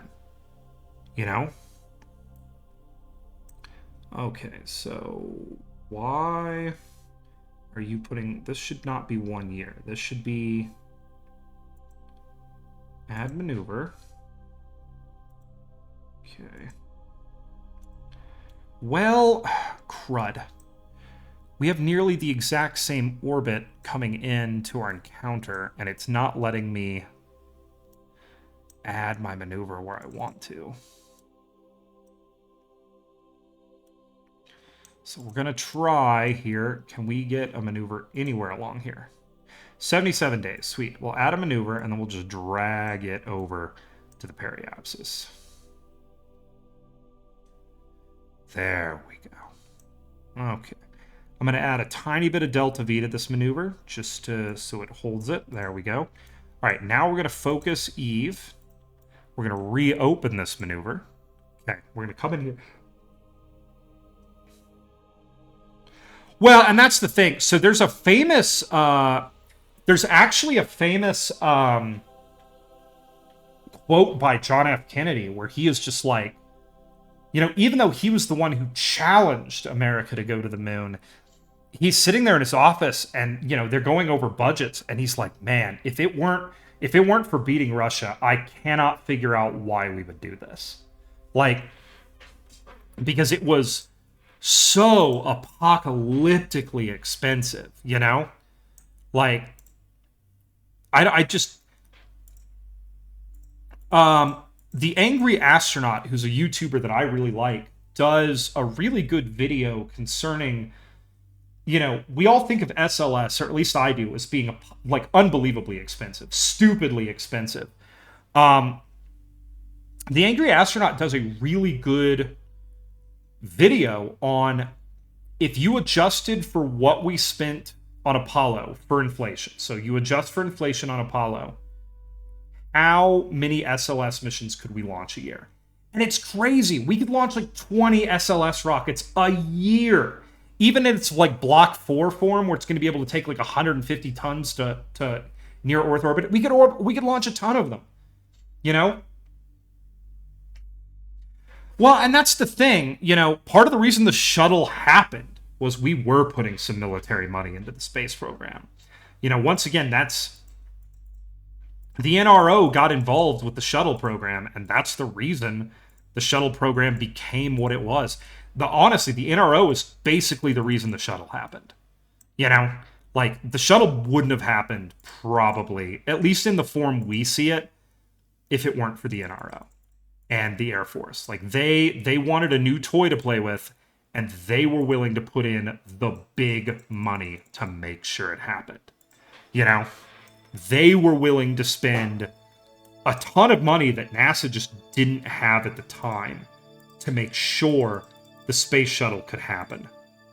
Because it offered them just unprecedented abilities to not only launch satellites, but retrieve them. And that is why many mission specialists of the shuttle era were NRO officers. There were... one NASA astronaut described it as, they would all...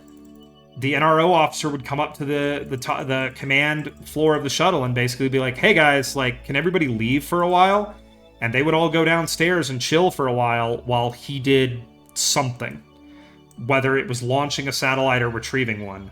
They would all just go screw off downstairs until the NRO was done with their business. Okay, that's 96. We need just a little bit more. That's 128. We're going to take that. Okay, so this is going to be 200 meter a second burn. And by that, developing the tech... I mean, that's the thing, too. Like, I do believe we could have gone to Mars. I think it wouldn't have been an efficient mission. I mean, if you look at the moon missions, the Apollo missions were not that efficient. Like, the Saturn V was a sledgehammer. It was designed to just get it done, you know? Werner von Braun had actually discussed potentially basically launching a moon ship, building it in orbit, and then filling it with fuel, and then pushing it out to the moon. And NASA just didn't want to spend that kind of time. They were like, screw it, we're going to do the whole thing with a single launch.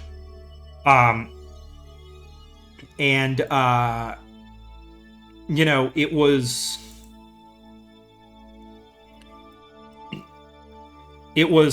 kind of a sledgehammer mission, you know, which I'm always a big fan of. You guys have seen me play Kerbal. That we were going to do this whole thing in a single launch because that was the simplest way to do it. You know, they would rendezvous, they would assemble the lander, or at least the interplanetary portion of the spacecraft, en route to the moon by doing docking after they'd done their translunar injection burn with stage 3. You know? But yeah, the Saturn V was just, you know, there's a great Linus Tech Tips and Smarter Everyday collaboration where they go and talk to one of the guys who worked on the guidance computer for the Saturn V. Not the LEM guidance computer, but the actual computer that got the thing up into orbit and aimed it at the moon and fired the engines to get the translunar injection going. It's fascinating. It's a crazy video because it is just the birth of the transistor. And they had this thing where it's like the computer, if the computer decided it was wrong, that they were on the wrong trajectory, it would send instructions to an electromechanical computer that would run the math on how the hydraulics or the thrust vectoring on the F1 engine should be changed to put the machine back on course. And this was before any sort of like guidance positioning system. This was all being done with gyroscopes. You know, it's fascinating. The other thing too is on their way to the moon, astronauts used what is essentially stars. They sighted different stars to determine their position, which, fun fact, using parallax, many spacecraft still do. They still navigate by the stars, which is fascinating. Okay. Sorry, I keep getting distracted talking to Labatt here, everybody, but I mean, I guess that's the point of streaming, right? I'm supposed to interact with my lovely audience. But I also want to get this darn spacecraft onto Eve. Dang it.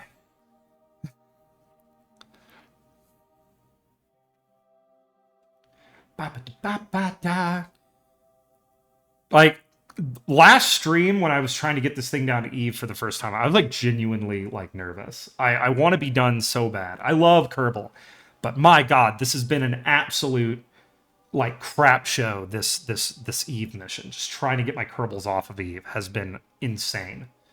And I mean, we still probably have a couple streams to go before I get it done. Like, let's say I get this thing down onto the surface of Eve. We're going to have to do a road trip stream again to get the rover over to the rocket so I can get one Kerbal off. Then we'll have to launch another rocket and do another road trip stream to get these Kerbals back. It is crazy. Eve is so hard. And I bet they're going to make it harder in Space Program 2. Like, I bet KSP2 Eve is going to be a harder planet. Like, Eve is the boss. Eve is the final boss of the Kerbin system. All right, we're going to lock in on this maneuver here. I'm going to let the I'm going to go ahead and just time accelerate. We are having major issues of inputs not getting registered due to this frame skipping issue. And I think it's just the genuine size of this rocket that's causing our problems. Like I said, we had this with our large lander around Tylo. We had many issues with this problem. Also, the simulation's been running for a while here. I think we're on year 100. All right, so there we go. This 1 minute, 22 second burn. We're probably not going to time accelerate here because precision is going to be key in what we do. Our orbit is slightly offset from Eve. I'm not going to fix that immediately because I think if we can do this right and we can land on the right plane, we can land much closer to our Kerbals than we were.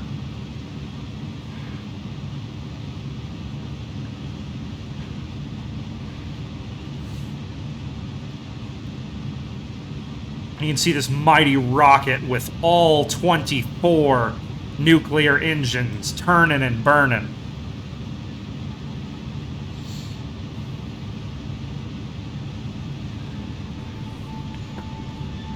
And, you know, it's very similar to the problem that the Super Heavy has. When I drop this thing into Eve, I'm basically throwing a building into Eve's atmosphere, and it doesn't always go as planned. It took numerous attempts at my re-entry last time to learn kind of what the re-entry characteristics of this grand machine are, because it's rough to land this thing. It's rough.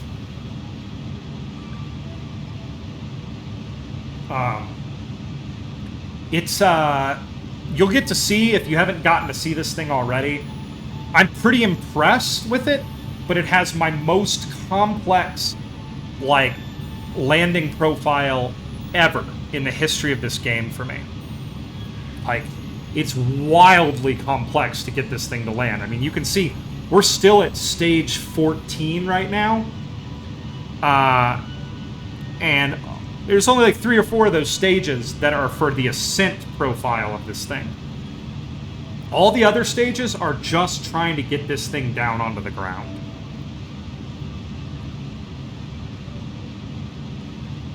Okay, let's take a look at our map here.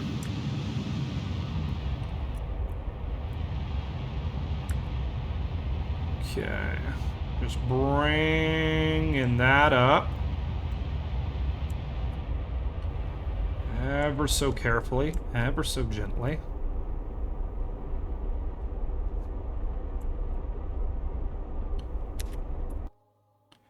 Damn it. Okay. Well, we'll turn her around here. The reason why the space race after this is... Well, yeah, he was kind of the genius, you know, that really ran that program. Like, he was their guy. You know, he was their kind of Werner von Braun style character, though his history was a little less sensitive, is the word I'm going to use. Korolev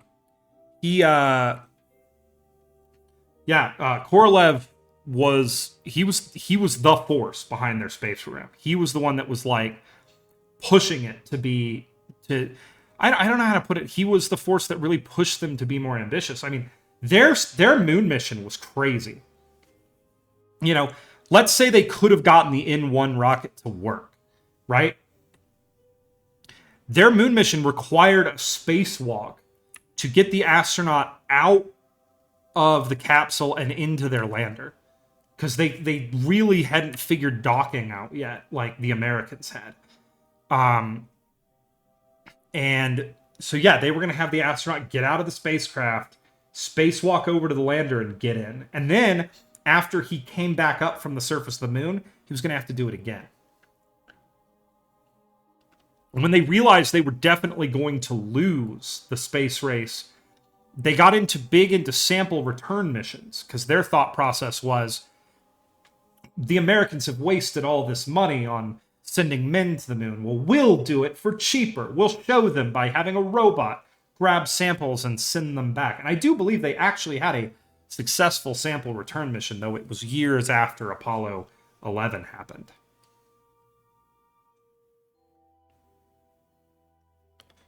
Okay, sorry, I'm just turning this rocket around real quick to do some quick adjustments.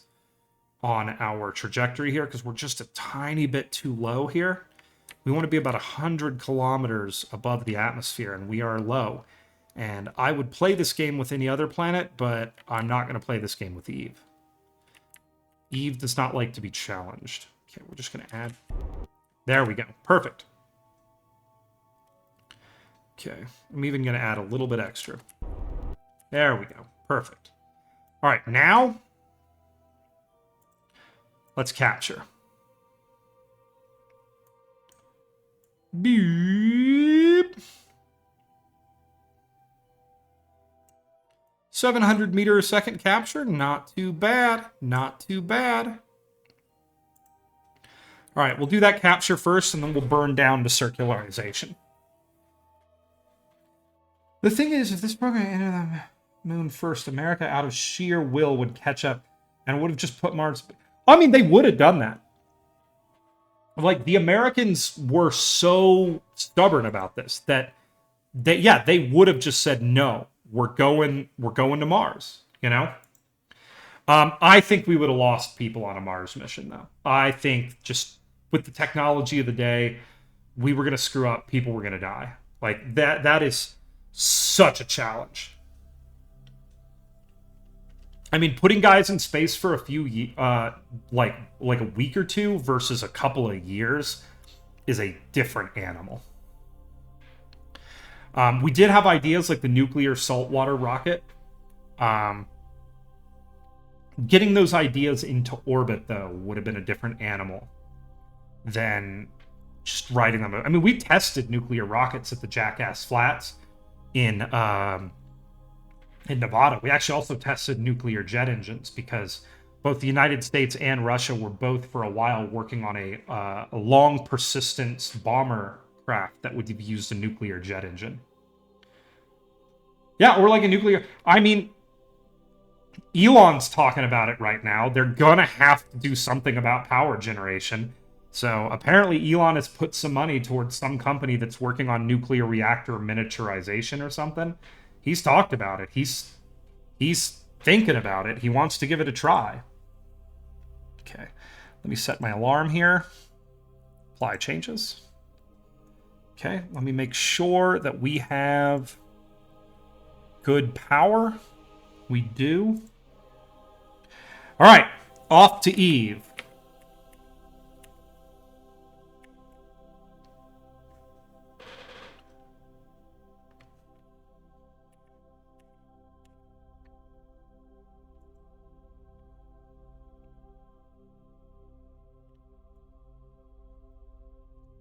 And here she comes.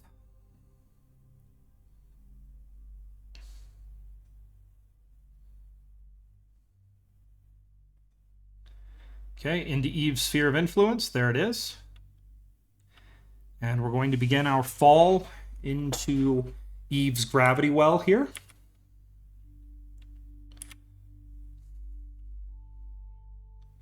But yeah, there are numerous spacecraft in orbit around Eve, one of which is Jeb, who has been waiting 20 years to meet his friends again, so that they might all go home together.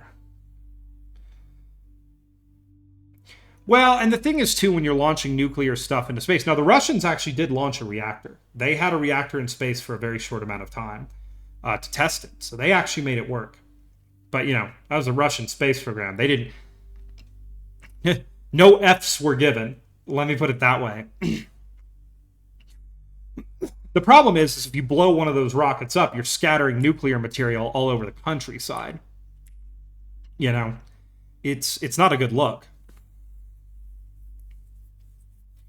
All right, we are go for capture burn.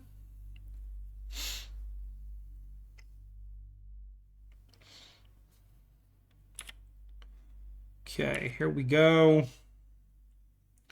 8 minutes to our burn. Let's check our orientation. Looking great. Here we go.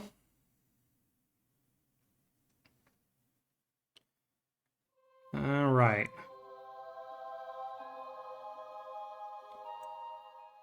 There we go. Delete and close.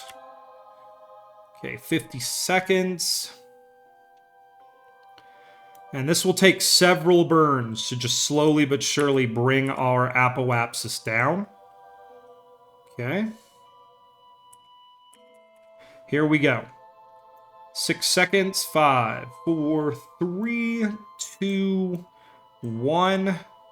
And here we go.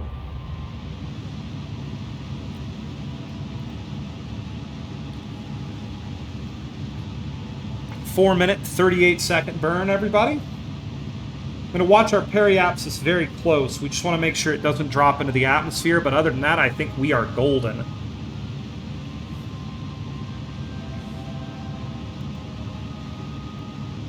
Look at the absolutely... You know, Eve is very Venus-like. Her beauty does not betray her deadliness.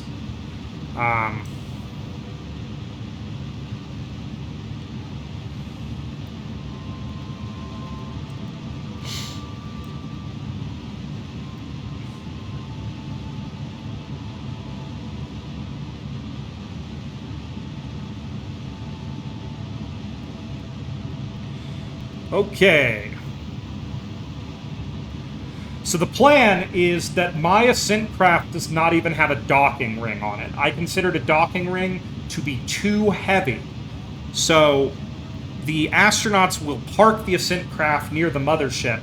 They will get out and spacewalk over to the mothership with the science. It's a daring plan, I know, but I just didn't see a way to really make the front of my spacecraft as aerodynamic as I wanted it to be without having to do that. So, because as we all know, aerodynamics is a big problem on Eve. The atmosphere is thick. I don't actually intend to start my gravity turn until around 19 kilometers up, because that's where it's most like Kerbin, sea level on Kerbin. So, we can see all the different interesting gravitational interactions happening here. But yeah, that's my thing about it, is like, Eve is I just want to defeat Eve, you know? I want to win here.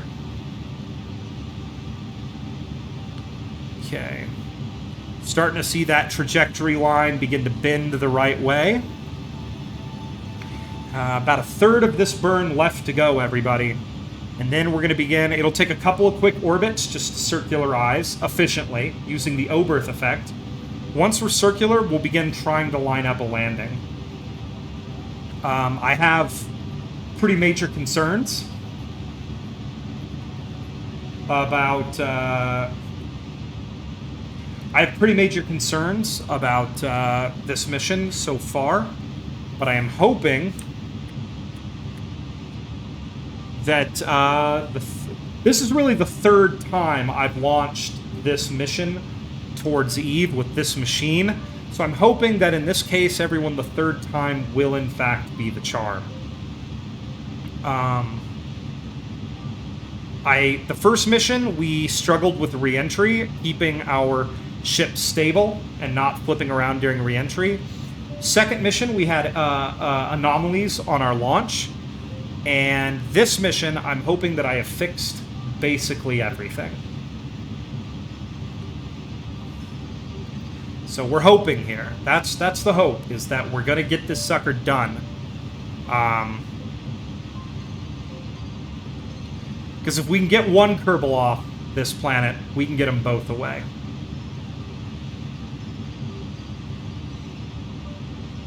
Still about 3 kilometers a second left in this rocket. Like I said, it's very overbuilt. Alright, let's go ahead and begin tightening up our... or bringing our thrust down.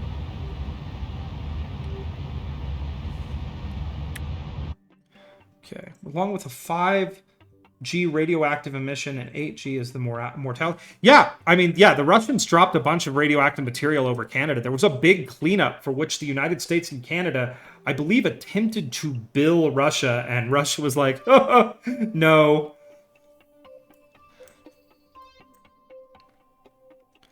Okay, let's go ahead and add our maneuver here. And we're going to go a beep. Burn another about kilometer a second, maybe? It's going to take a bit.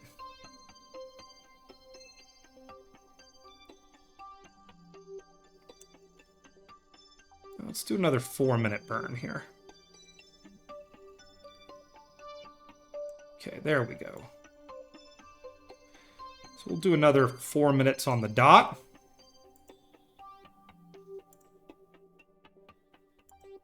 I'm going to add an alarm so I don't time accelerate through it. I have had that problem in the past. Let's go ahead and line up to this maneuver. We will potentially run out of electricity on the dark side of the planet because for some reason, like I said, this craft is scuffed and it always does. It's got that weird oscillation that it gets into and it just burns through its batteries. I have tried time and time again to solve it and I just don't really know. Yeah, I mean, you know, if you're going to crash a spacecraft over, you know, a country on the land, Canada's not a bad place. But yeah, you can see it just burns through electricity because it gets into that oscillation or something, even in time acceleration, and just will not kick it. So, all right, so we're going to come around the planet. We are wildly off plane, but I'm going to worry about plane adjustments later. I'm going to see where our rover and everything end up, and depending on that, I'll determine whether a plane adjustment is necessary. Though I am not unhappy with this. If we could come around and land here, though that would mean landing in dark, which is something I desperately do not want to do. We'll see. We'll get her lined up and set when we're ready to enter the atmosphere. First, we focus on our circularization.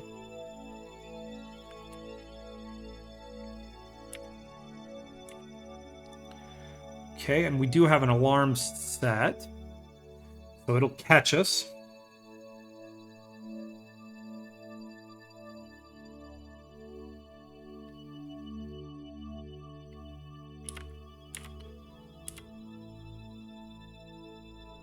Okay, delete and close. And we got our burn starting up in 55 seconds. Okay, so we'll get locked in here. Lock-a-de-jod, as they said. Now imagine engine failure like Columbia, but the craft is powered. Yeah, I mean, genuinely, if you got a Columbia level, like, it's one of those things, like, if you're going to put a nuclear reactor in space, it kind of needs to go up there and stay up there. And I'm not pointed the right way. Gosh darn it. Get pointed the right way, you stupid thing.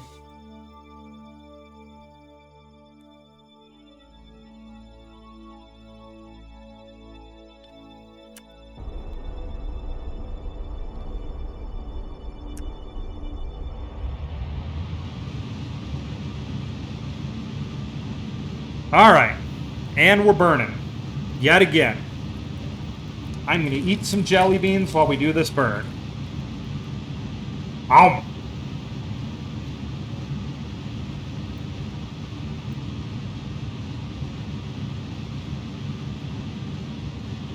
But yeah.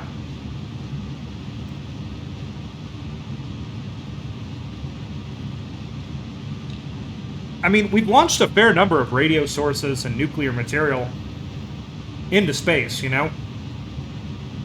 Any craft that's powered by an RTG has got a crap load of plutonium in it.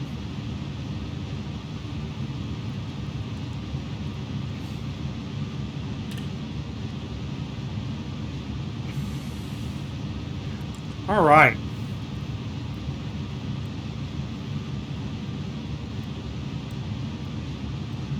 Slowly but surely.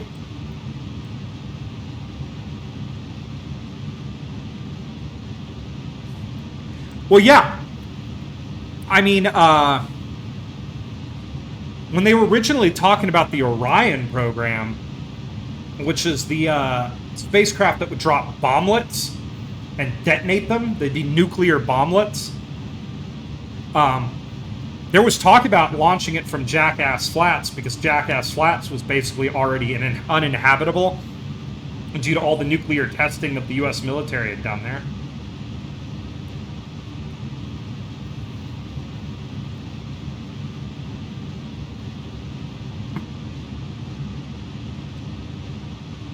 I mean, imagine an incident anywhere. You know, there would be debris. If you had something coming into the atmosphere that had a radio source on it or a nuclear reactor, and it came apart, it would scatter material all over the countryside. You'd have a massive debris field. Each piece of debris could potentially be lethally radioactive.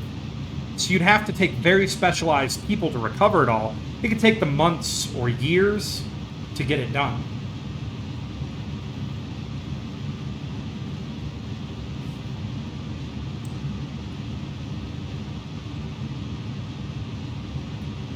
Okay.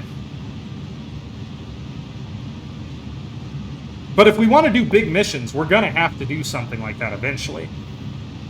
Mars isn't that big of an issue. We could still use solar power out there.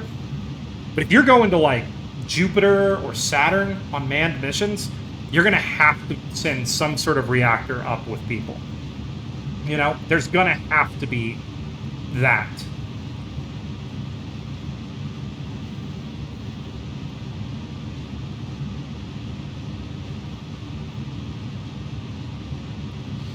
All right, we got about 2 minutes and 18 seconds left to go on this burn. I'm going to go ahead and time accelerate through it.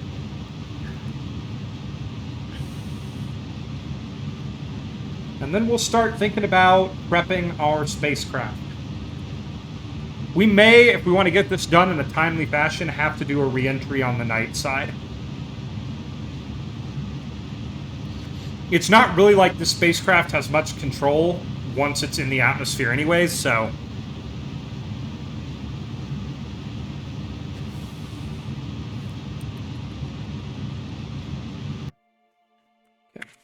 That's all the burn we can do, because if you look, our periapsis is at 101 kilometers right now. And we cannot go below 100 kilometers. So we'll have to do another burn on the next side of the... next time we come around.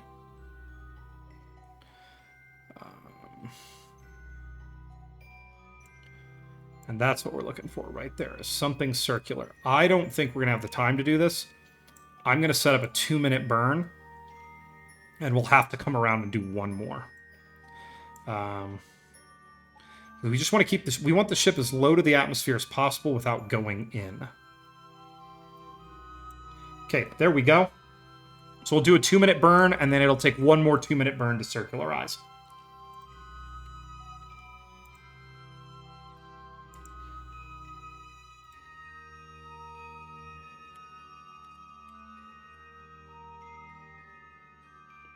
All right, we're going to bring it around town here.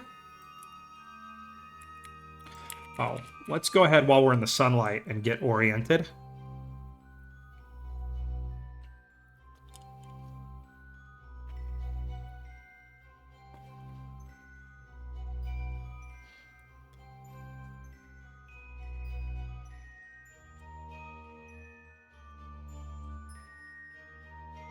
Okay, just carefully bringing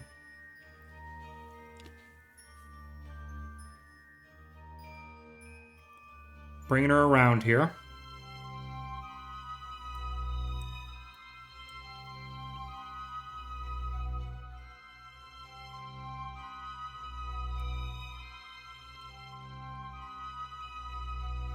All right, we're locked in.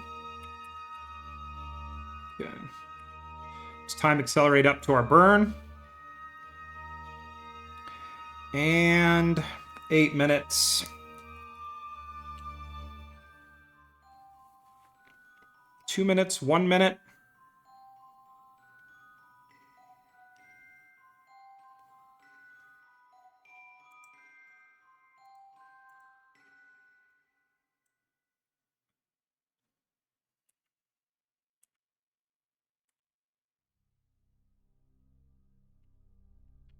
Okay, bringing it in here.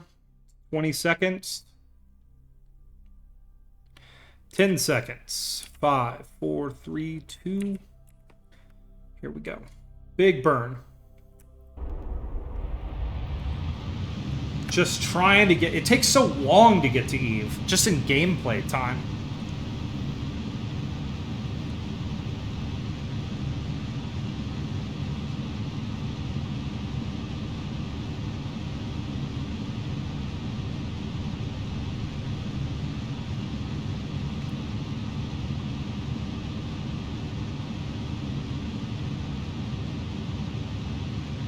Alright.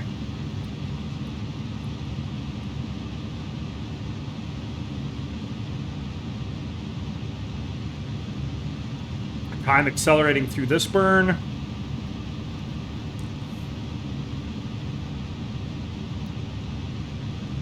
I do like to see their ideas, because they got wacky for a while. They had really wacky ideas for a long time.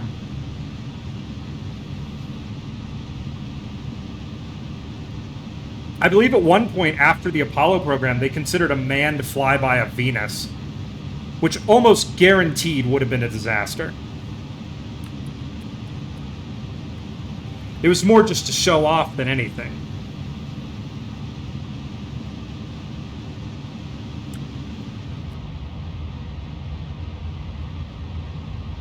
We're going to go ahead and complete our burn. A little bit more, a little bit more, a little bit more. Now. Okay, sweet. Burn complete. One more to go. Then we're going to start thinking about trying to land on this sucker. Okay, let's bring this sucker down and let's be circular. Beautiful.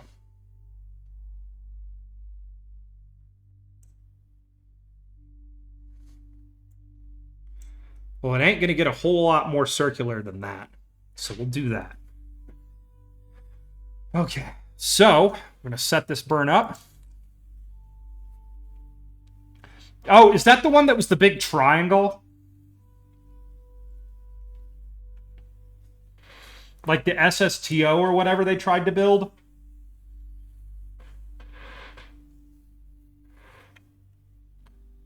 Yeah, I remember that thing. They spent a lot of money on that thing. Like, it is shocking how much of the taxpayers' money was spent on that thing.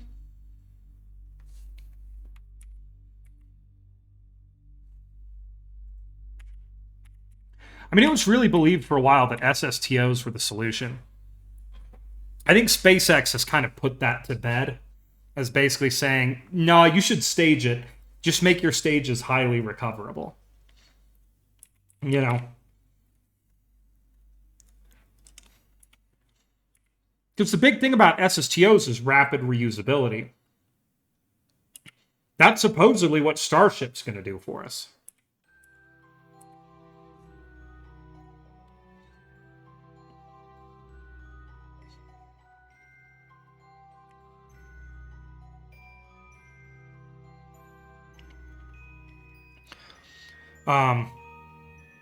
It took off vertical. Yeah, it took off vertical on this weird launch pad and then would land like a shuttle.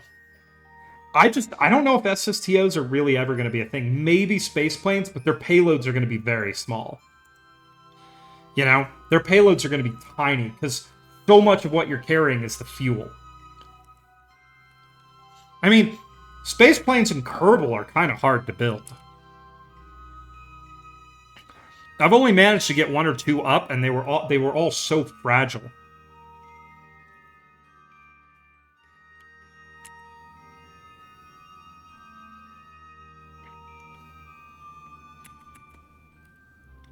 Okay.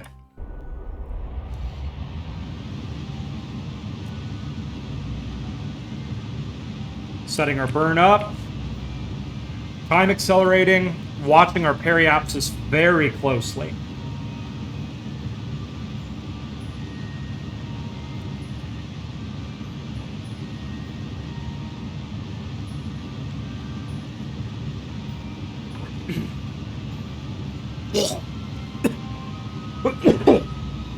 Oh, sorry. I choked a little bit there.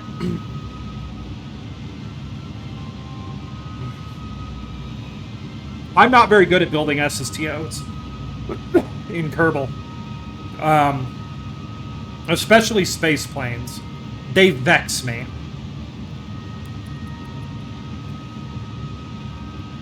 Okay.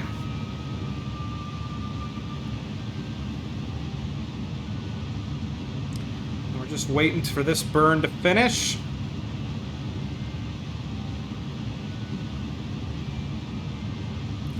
KSP2 is getting there. The 4 Science update apparently fixed a lot.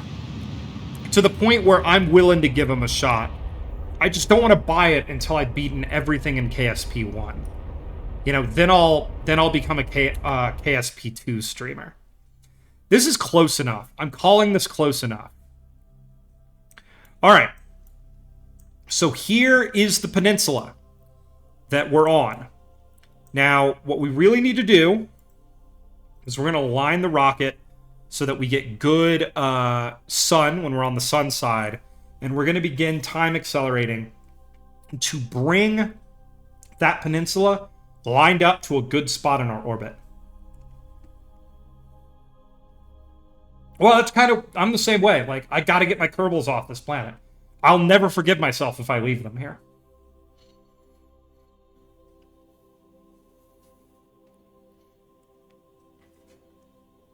Okay, so we're going to bring this around. Just like this.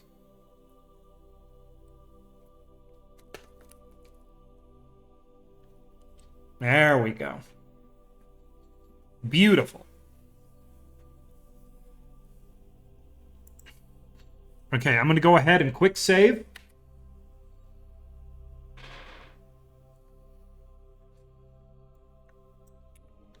And now we begin the grand wait till our orbit lines up with where we want to be.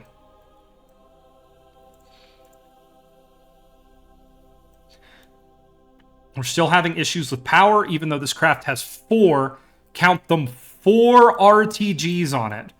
So I'm thinking this is probably a bug of some kind. That's okay. For I have a plan. Okay, we're going to come around here and line it up just like this. Okay. There. Okay. On our next orbit, we're gonna make our attempt, everybody.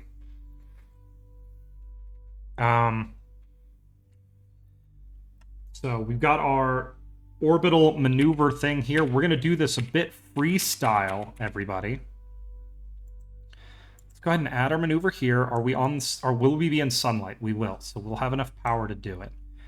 Okay, so then what I want to do is I want to bring our periapsis down to 57 kilometers.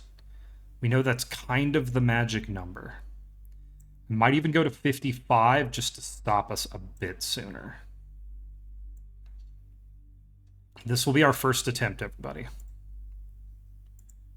Okay, so let's check it. 55, 412. All right. We will align to our maneuver. This is going to be a 14-second burn.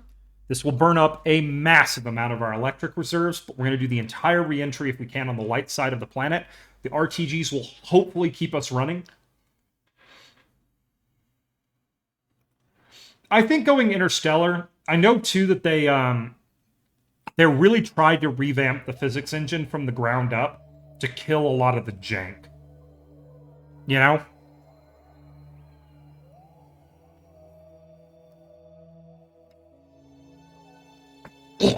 I know that KSP 2 is basically a ground-up build. Like, that was their goal, is they wanted all of the major awesome stuff about KSP 1 they wanted to keep. The big thing they wanted to kill was a lot of the jank. Alright. I think we're locked in. I'm going to go really quickly and use the restroom again. I'm going to make Daddy Bezos a little bit of money. And when I come back, we're going to attempt number 1 of Mission 3 to save my Kerbals. I shall return. So I will see you all in just 1 second.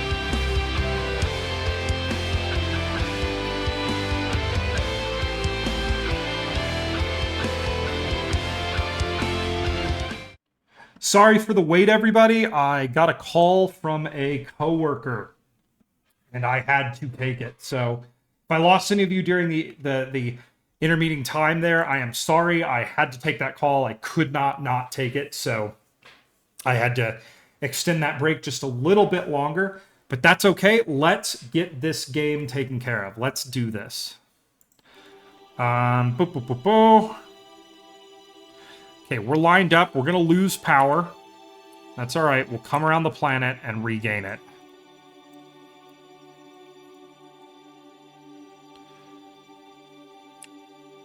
All right, everybody. Final checks are complete.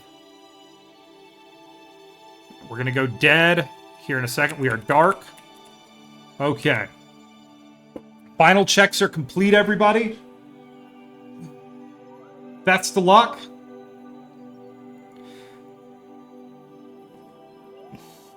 We might do a closer quick save on the next time around if we need to. But here we go. Once again, we're gonna give Eve a shot.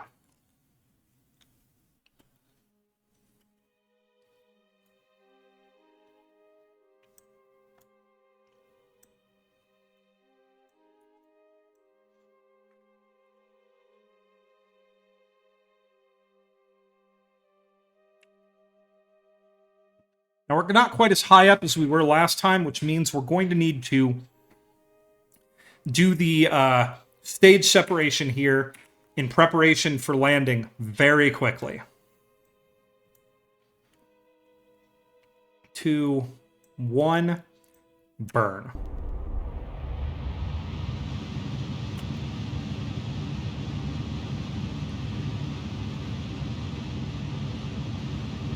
Okay. Burning out all our remaining... Doing our remaining burn here to get it done. All right, there we go. We're looking at a 55 kilometer periapsis. I'm going to add just a little bit more to it. We're going to be aggressive about it this time, everybody. All right, here we go. All right, everyone. Ta-da! If you haven't seen this before, get ready. My brilliance shall be on full display. All shall know.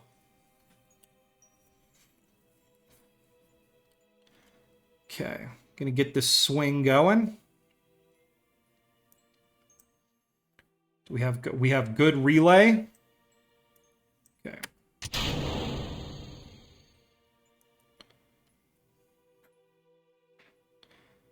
Okay. Inflating first heat shield. Heat shield 1 for drag is inflated. Okay. Spinning to retrograde.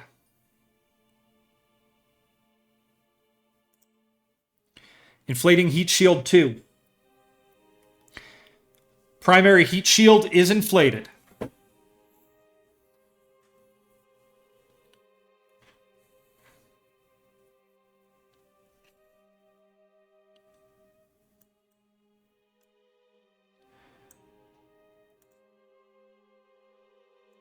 Okay, I want these to open at 5,000. I always forget to change that.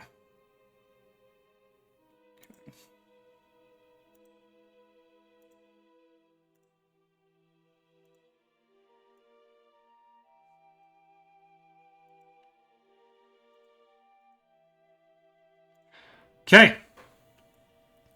We're locked in, everybody. Here we go. Electric charge is looking good. It's holding strong. We should begin to hit major pressure at 96 kilometers. Okay, we're going to stop early and give the ship time to adjust itself.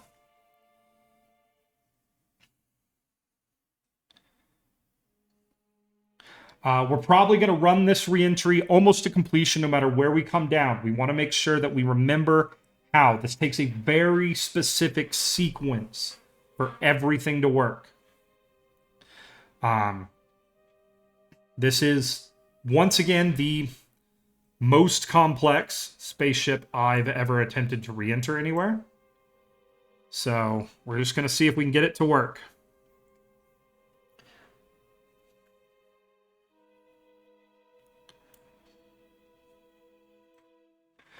Okay, here we go, everybody. Oh my, I am nervous. I want this to work so bad. There's so many attempts in this right now. We are having pretty major frame stutters right now, which I think is a artifact of the fact that there is still a lot of internal physics going on here.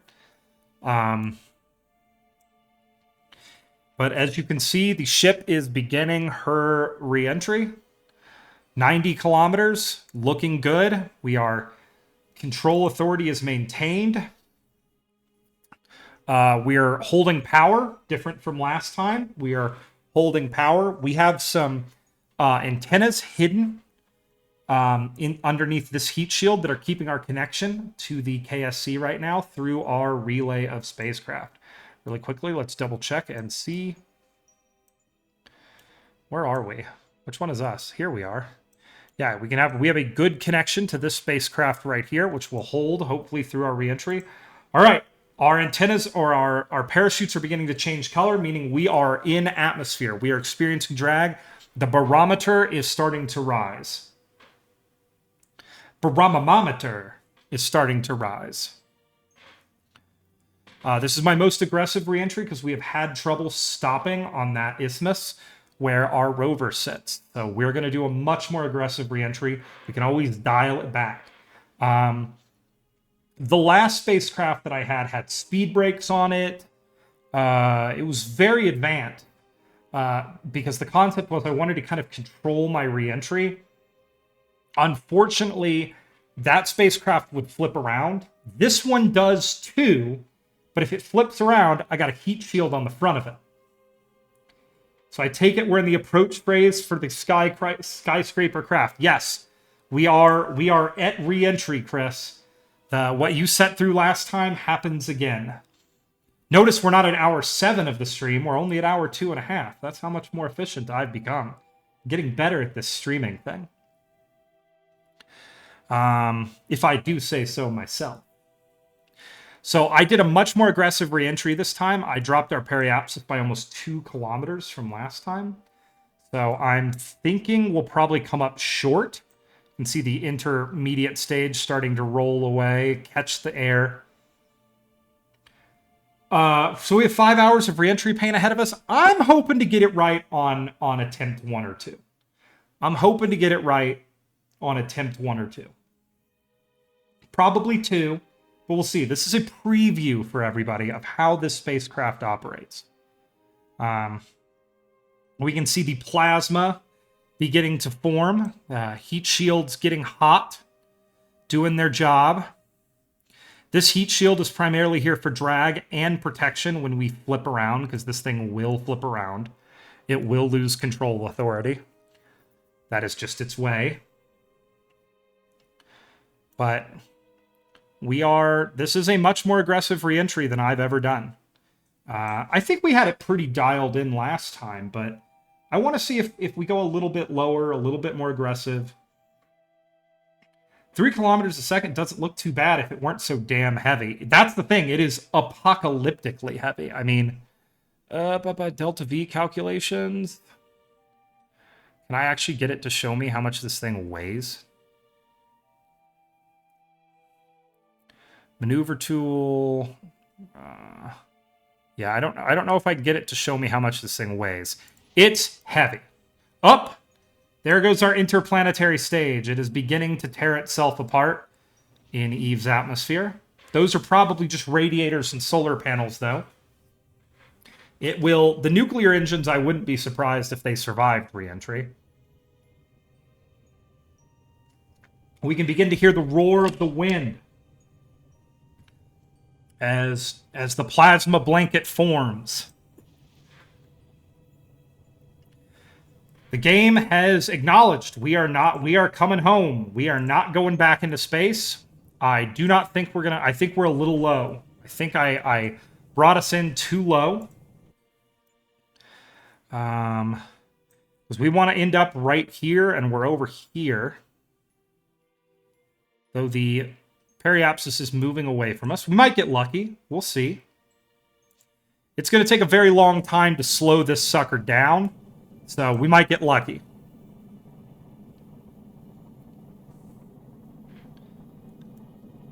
But you can see the heat shield, the reverse heat shield's working perfectly. Any time that we lose a bit of coordination and stick this out into the plasma stream, the drag pulls us back into line perfectly.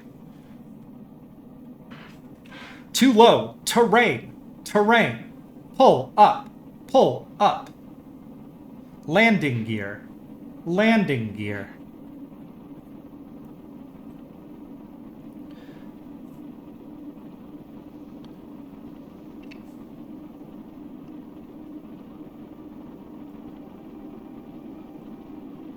All right, there is the lake up there. If we can fly over that crater lake, we're going to be good.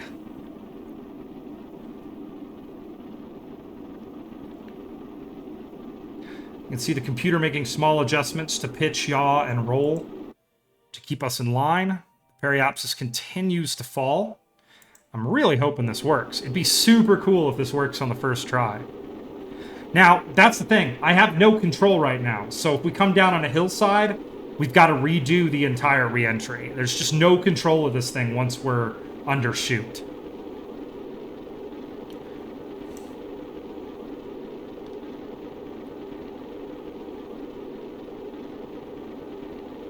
We are slowly but surely starting to lose some speed here.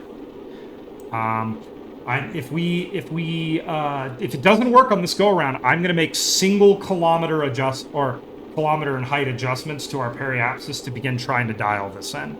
We're so close. All right, here we go. Any second now. Looking good. Looking good. You can see the interplanetary stage has completely come apart behind us. There's a massive debris field coming in with us. That is super cool. You can see little bits of it exploding down there.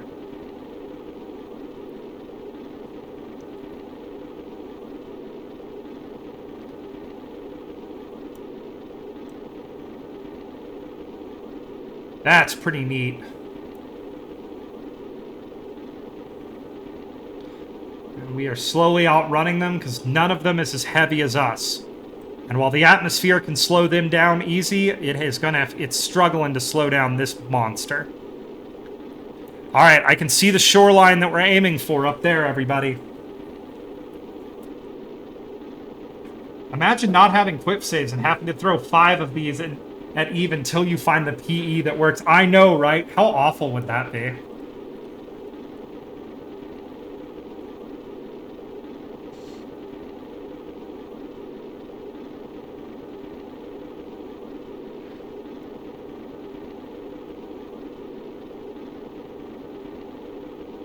So hardcore playthrough win? Never.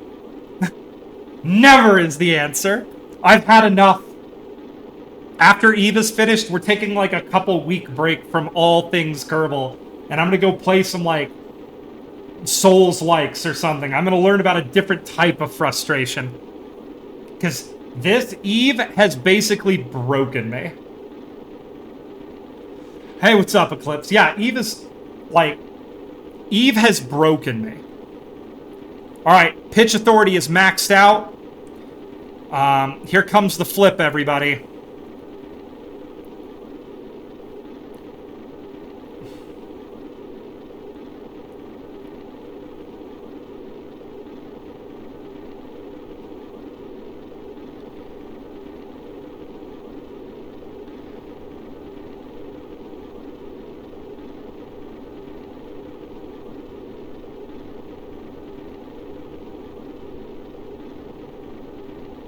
Oh no, we're gonna come up just a little bit short! Oh no! Oh no! Alright. Alright. That's alright, everybody. That's okay.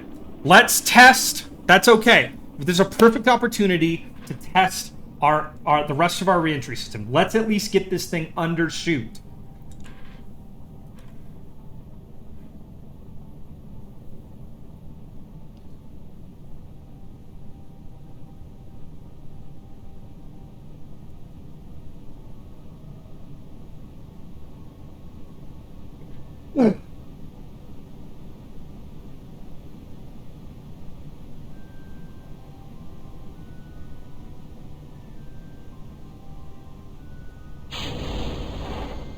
Drogue chute's open. We gotta wait for him to inflate. I'm actually streaming KSP right now. Okay. If I had the capability to watch yours while doing mine, I totally would. But I gotta monitor my stream, and Twitch doesn't play nice with having a crap load of windows open. Alright.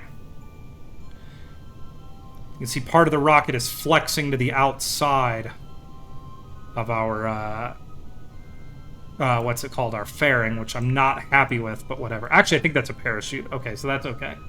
Alright, so we're holding tight now. We're looking to get this rotation taken care of.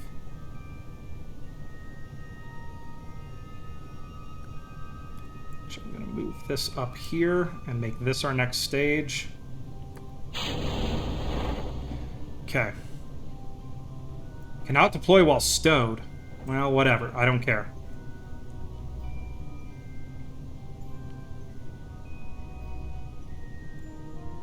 I think these two parachutes are in the wrong place. Move those up to here. All right, here we go, everybody. So I think we have all of our external parachutes open. We are waiting for the flip. At 5 kilometers, the drogue should open and pull us around. It's going to be very violent.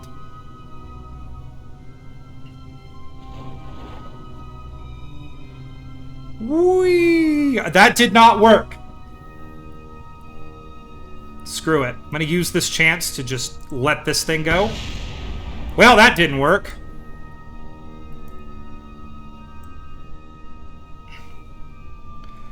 Okay, we're learning stuff. These heat shields are wildly, wildly, wildly dangerous to jettison while you're doing anything at speed. Okay, come on. Ah! There we go. Okay. Next stage of chutes ready. We really need to get rid of this. Okay, there we go.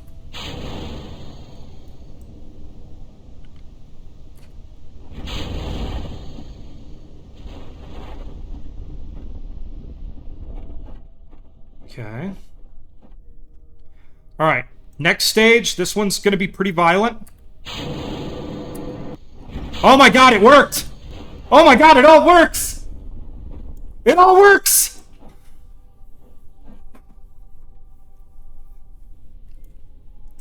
It actually works!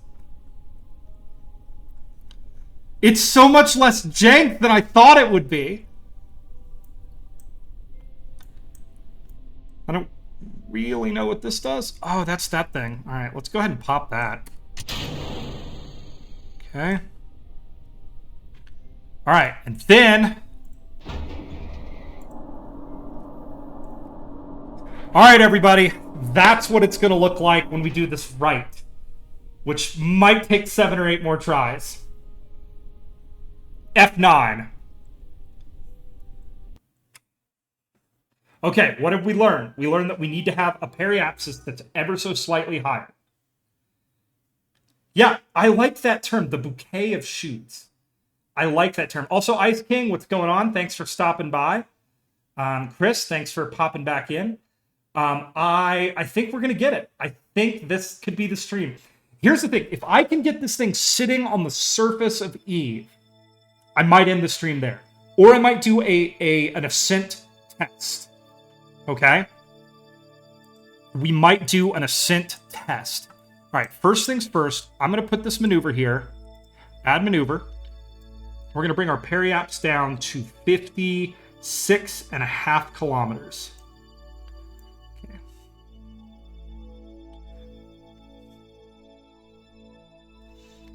Okay.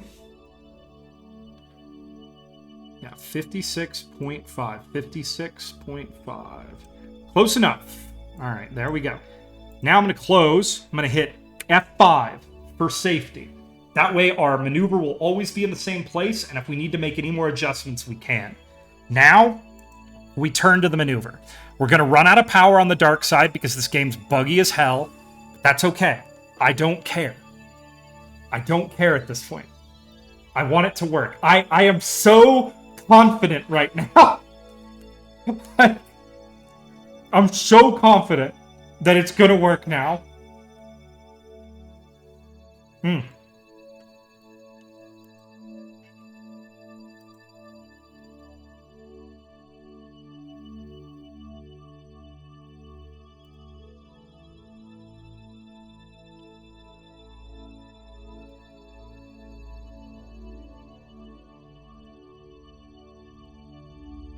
Okay. These have to go up here. There we go. I should have saved before I did all this, but we'll do that next time. I want these to be at 5 kilometers. I want these to be at like 4 kilometers. I want to get everything open as soon as we can. I'm also going to quick save now that I have all this set up, so we never have to do this again. The humorous forming stage of this 5-hour landing process. Chris, how dare you? This is not hubris. This is excitement. It might actually work.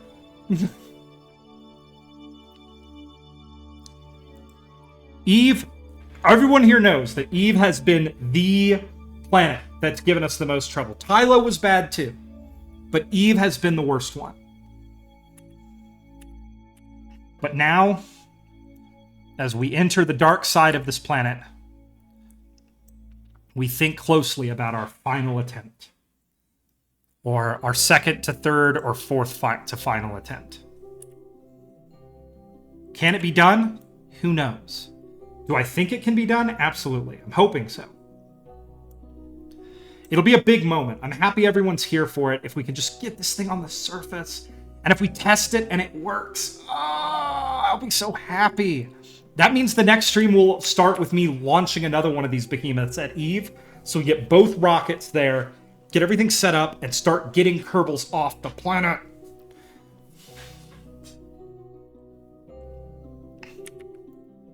Okay, we're 2 minutes to the burn. We'll go ahead and carefully time accelerate up to it. We are without electric power, but that's okay. We're just about to get it back. Any second now. There goes our electric power, all the way back. Because this game's buggy, I've got 4 RTGs on this thing, and apparently they do nothing.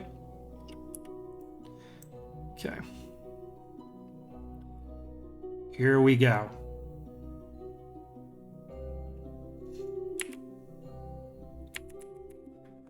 All right, here we go, everybody.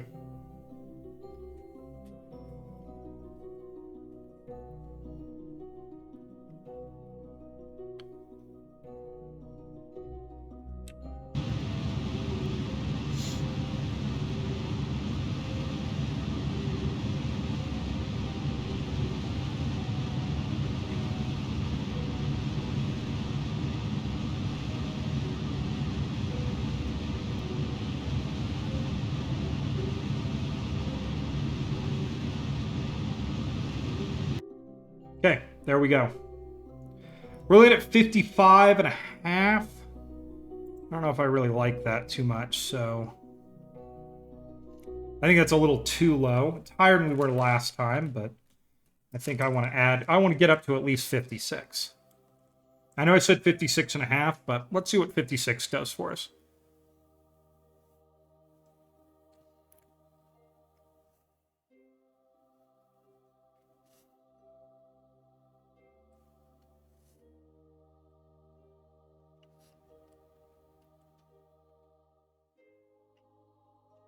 Okay, we're just bringing her around here. I'm going to add a little bit of boost here, just like a quick puff of the engines. It's hard to believe, but I do think 400 meters is going to make the difference here. Trying to land very precisely on something very small.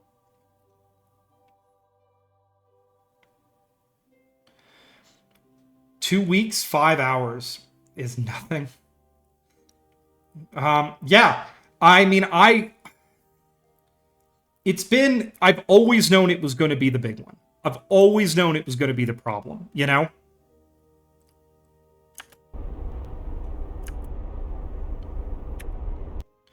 Okay, let's give this a try. Let's go ahead and bring ourselves up to disassembly mode. Heat shield inflated.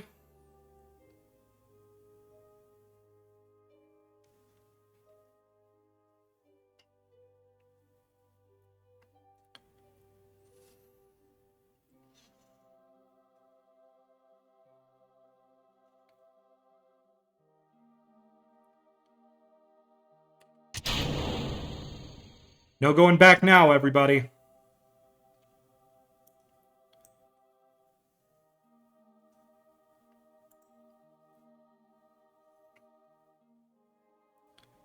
It's going to bump the rocket here. It always does.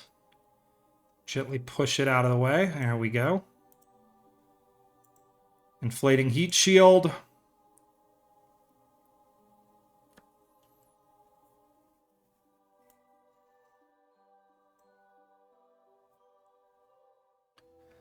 All right, skyscraper landing, part 2. Here we go.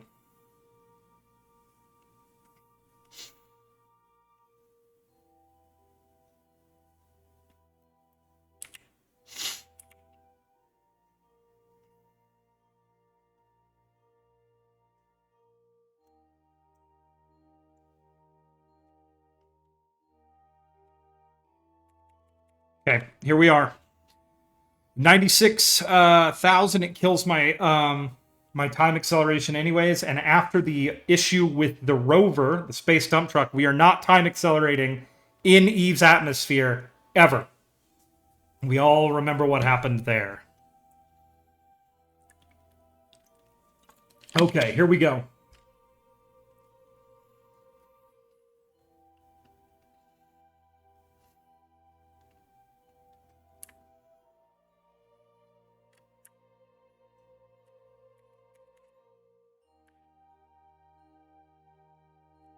Come on, you piece of junk. There we go.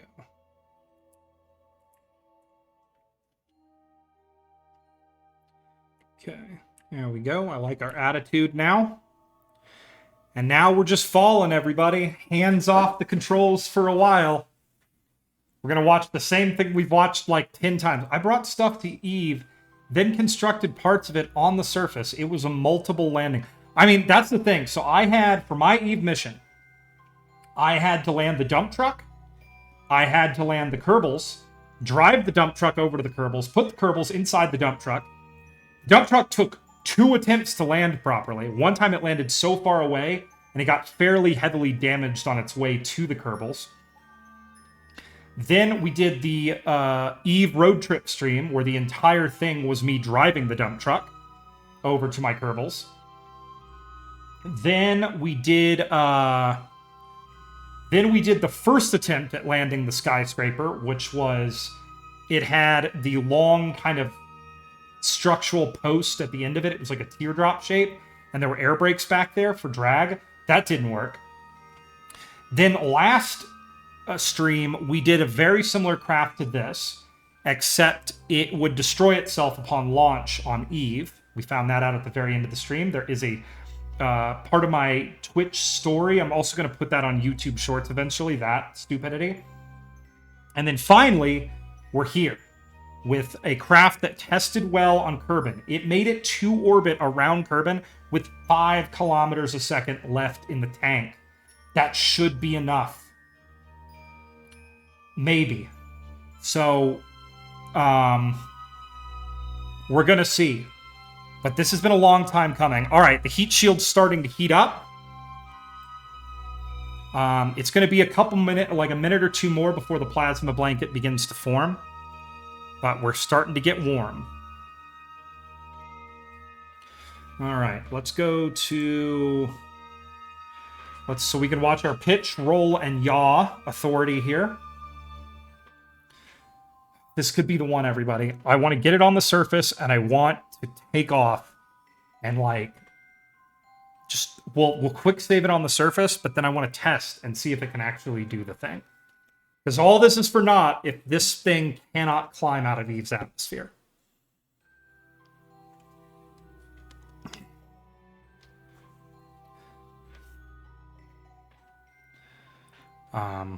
All this will be for naught if it doesn't work.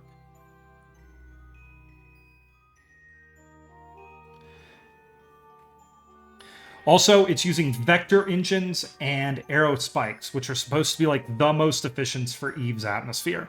And I ditch most of my vectors early on once we're up, and I just let the arrow spikes do their thing because they're supposed to like auto adjust for the most efficient thrust or whatever. Whew. A little bit boring right now, everybody, but we all know the fireworks are coming. We all know the fireworks are coming.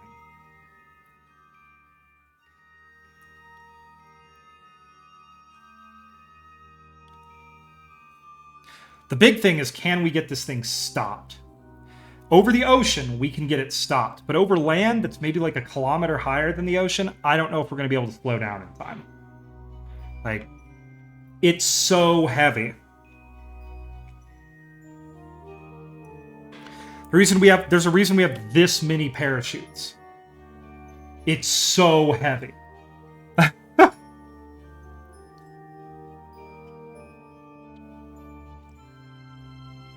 All right, the plasma blanket is forming. I like that term that they used on IFT3, so I'm using it.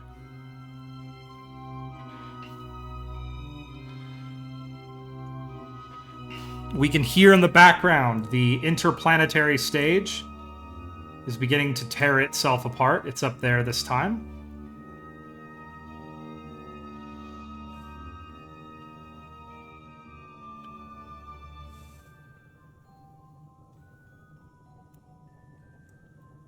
Okay.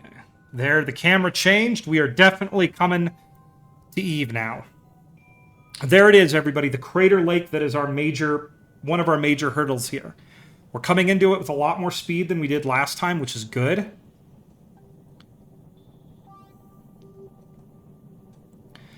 All right.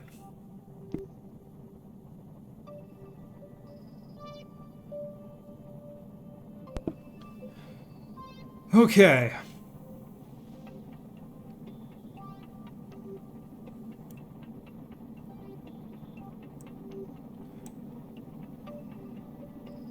All right.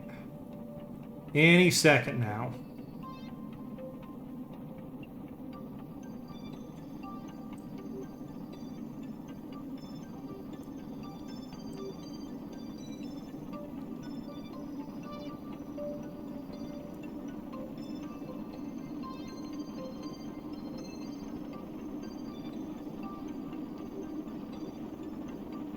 All right.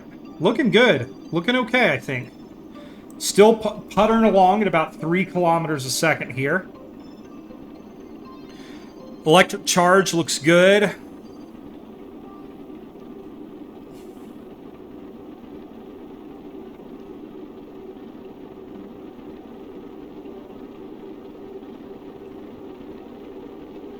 All right, we're not going to jettison our bottom heat shield for a while here, because that destroys a lot of crap.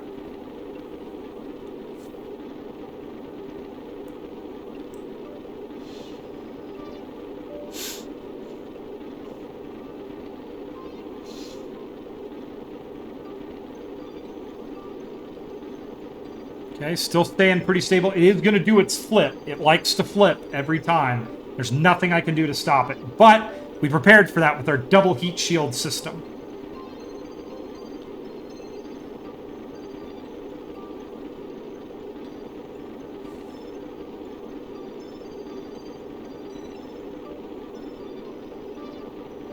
Holding for the flip, everybody.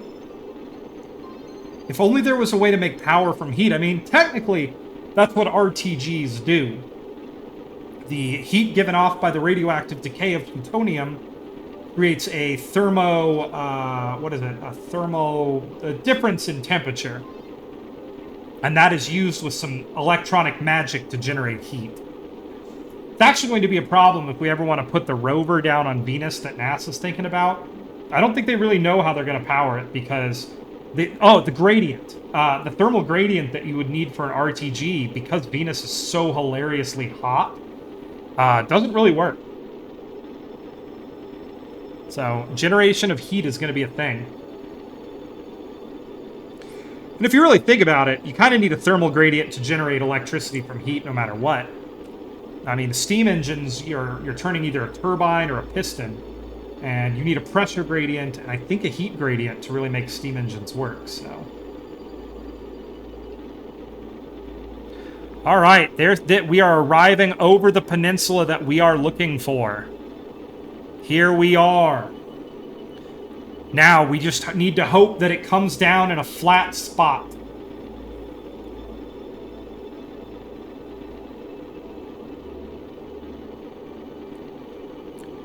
This looks good, everybody. This looks good.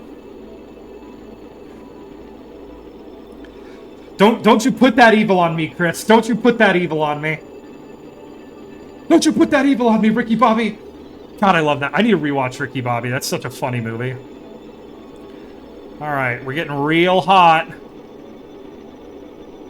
Density of the atmosphere is rising quickly. You can see our heat bar getting very, very hot here.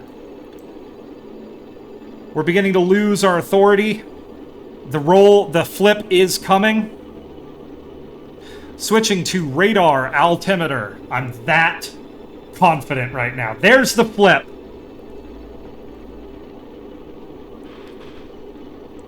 All right, we've switched to surface tracking rather than orbital tracking. There are our Kerbals out there. They can see their salvation coming. It's happening. Yeah, that's our LZ right there. Well, our ideal LZ, but I don't have any control. But I know that this area is somewhat flat that we're coming down on. So maybe we'll get lucky. All right. We have completed our... Yeah, it's less than 100 kilometers, I know! All right. We're just going to wait till we have we can pop a parachute. And hopefully that happens before the ground. I'm keeping it trying to go retrograde because it's going to keep us sideways like this and burn off as much speed as humanly possible. First set of chutes is out. Yeah, we're still at a point where a large number of things can go severely wrong.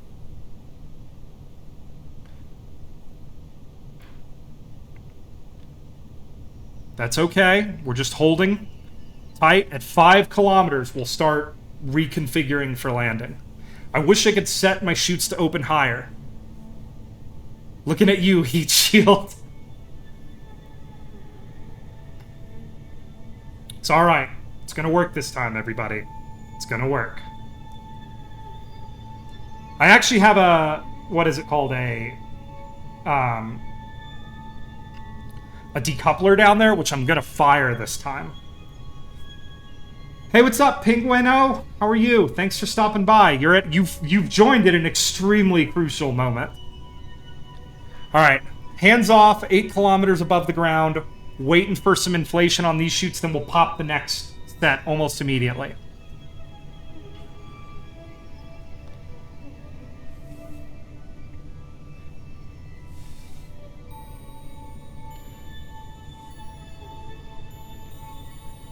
Here we go.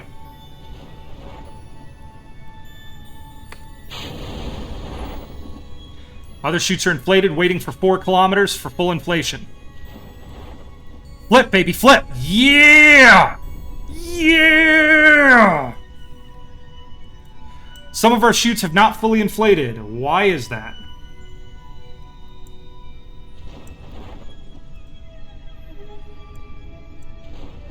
Solving the problem.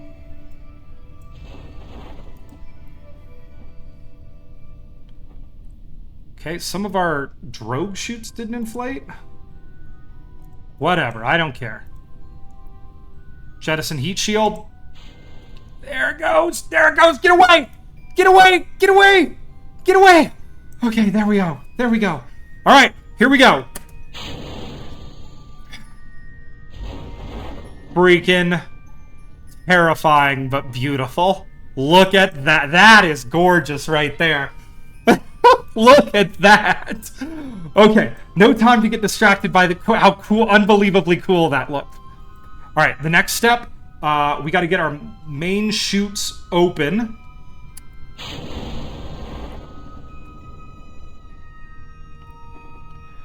Okay, those are open. Okay, here we go, everybody.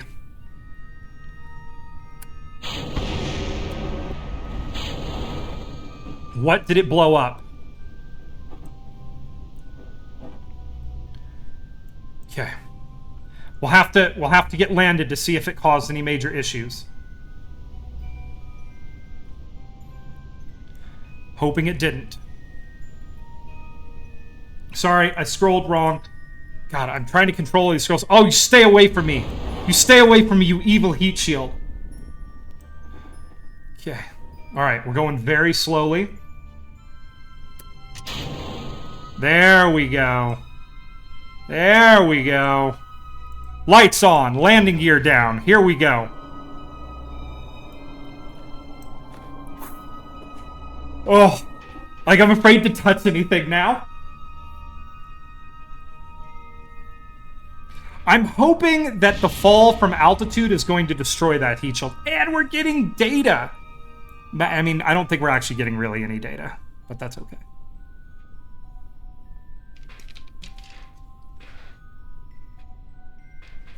I'm hoping the impact destroys that heat shield. Oh, god damn it.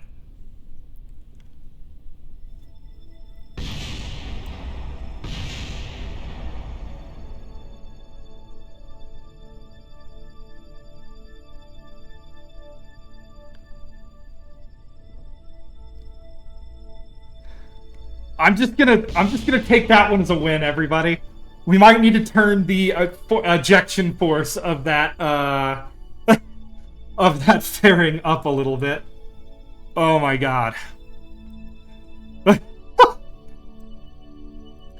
Alright, and we're falling pretty quickly, but there's nothing I can do about it, everybody. We're gonna, at 5.9 meters a second, we're gonna have to hope that she sets down nice and easy. We're just gonna let her fall.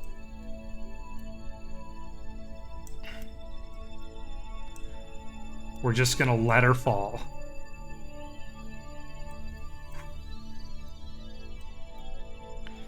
God, I hope we're not. Oh, we can see the shadow.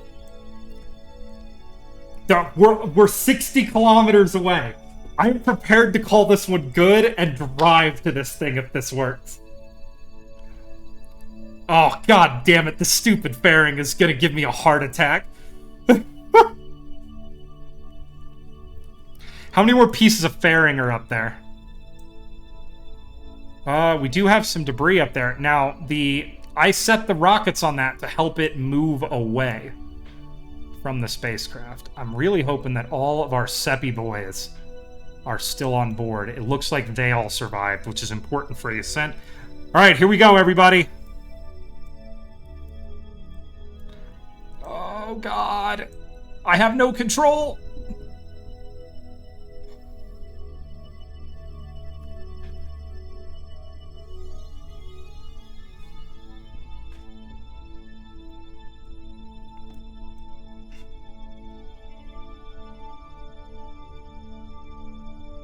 Now, we're using maximum pitch to stay up right now.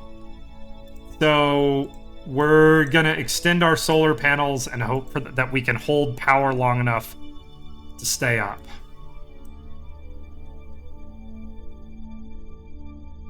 We're not quite using maximum pitch, but I'm worried if we're gonna F5 real quick. Just F5. Oh yeah, we're sliding. It's doing the slidey boy thing. Nothing can be done about that. When we're not near it, it won't be moving. It'll only be moving when we're doing this. But now we need to test something. All right, we quick saved.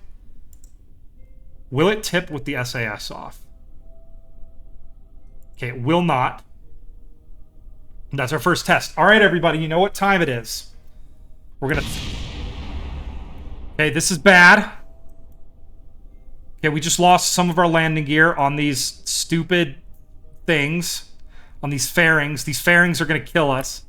We're going to throttle up and finish our testing as quick as we can, because we may have a problem here. We may have to do another re-entry. But first, let's finish our testing.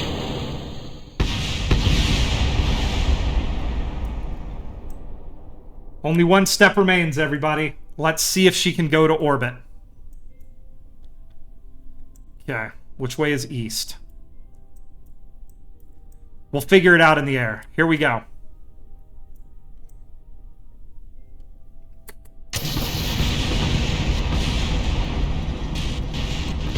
We lost an engine. Struggling for control. We're gonna keep trying. We're gonna try it.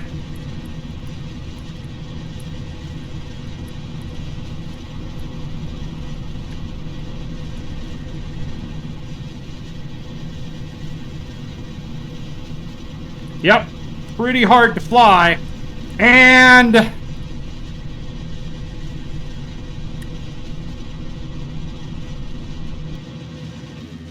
I'm going to give it another try. I think there's a way to make this work. I don't know what that way is yet, but I think there's a way to make this work. Otherwise, it's going to take a complete redesign of the rocket, which I don't really want to see happen.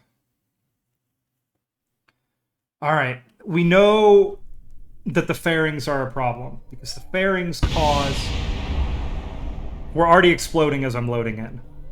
Okay. All right. Reloading made all the fairings go away. I'm going to go ahead and just quick save that. We're going to... That's a win the game just handed us. All right. So we're going to throttle up. Let's jettison our chutes.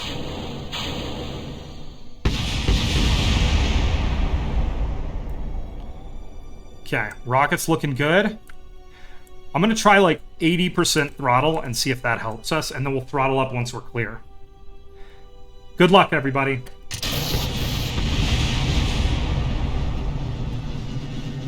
That worked!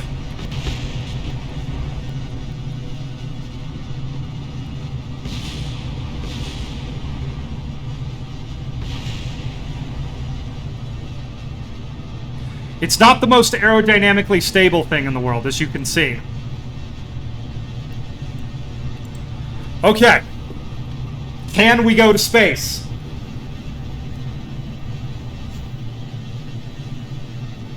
Oh no, those solar panels are decided to be destroyed.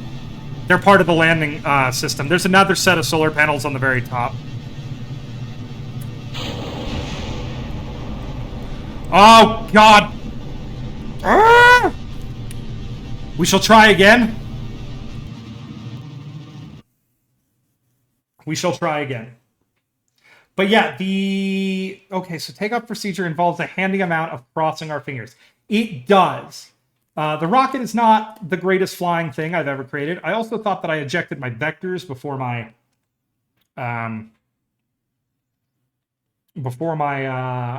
aerospikes. You know, might be something to change in the future.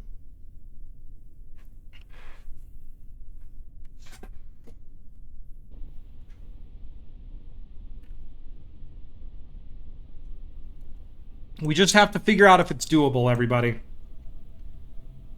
Okay. Step 1, parachute ejection.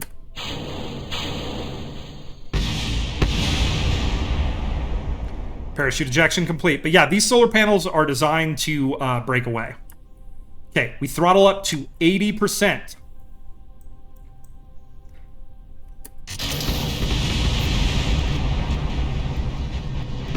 All engines are good. Here we go.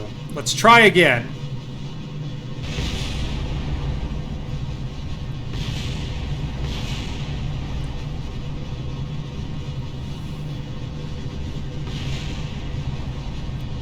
Yeah, the landing gear is under the engines. It is designed to be destroyed upon takeoff.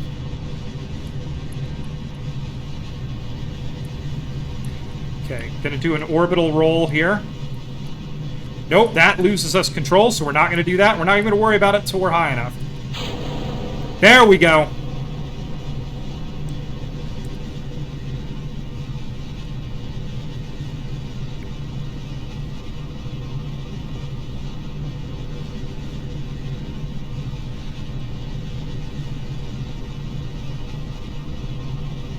And we're closely monitoring our throttle here to try and avoid what's happening now, which is we are getting a little bit hot.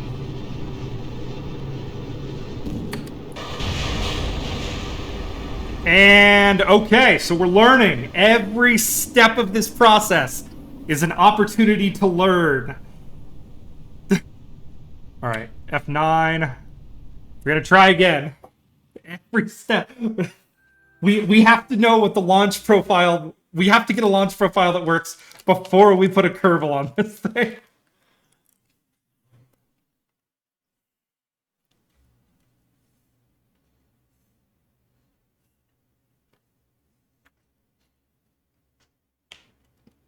I am beginning to believe that we do have the delta V required to get to orbit, maybe.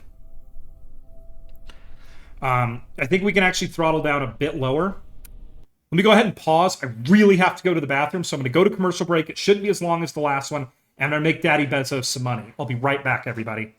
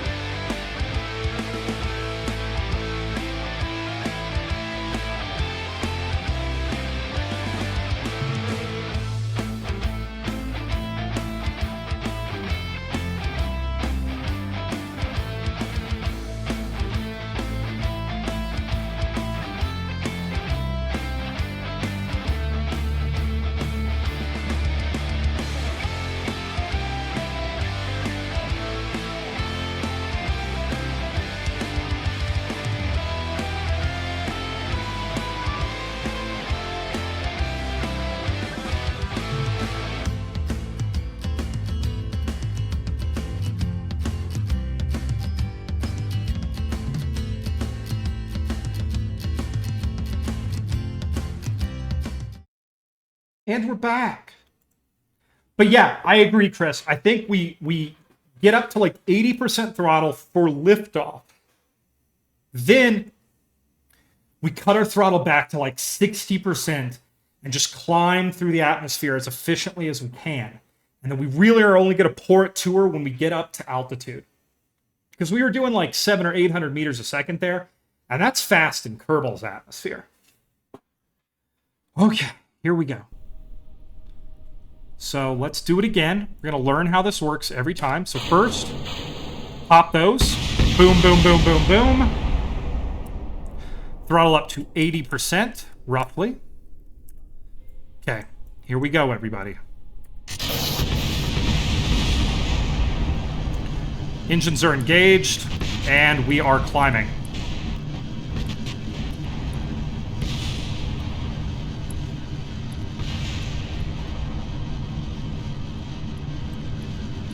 Just trying to get us going straight up as efficiently as possible.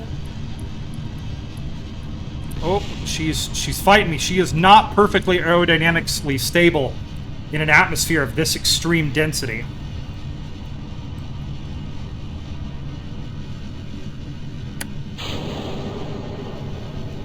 Oh, were we missing a... No, we had it there. I was gonna be like, were we missing a tank, side tank that entire time?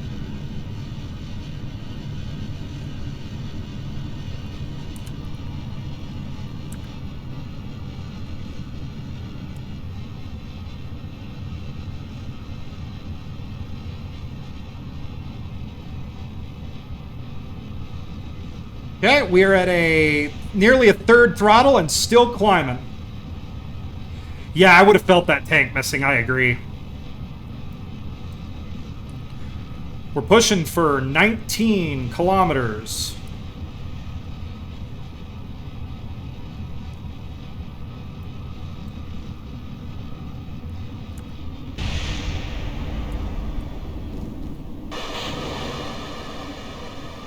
We are not aerodynamically stable in the slightest. I wonder. If I have to go all the way back to Kerbin and put some goddamn fins on this thing, you are going to see someone's heart break. So we're going to have to throttle back up when we get this high, because that's holding our control. That,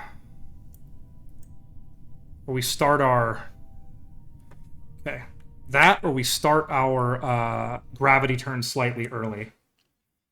We are not very aerodynamically stable, though. That's for the 5 hours of... I don't have 5 hours today, everybody. I don't have it, unfortunately. I know I'm the 5 hours of trial and error guy. Unfortunately, I don't have the time today. I think we can do it. The problem is we are extremely aerodynamically unstable when we eject those side tanks. Like, the problem is if we had more thrust in the engine, I think we could hold ourselves stable.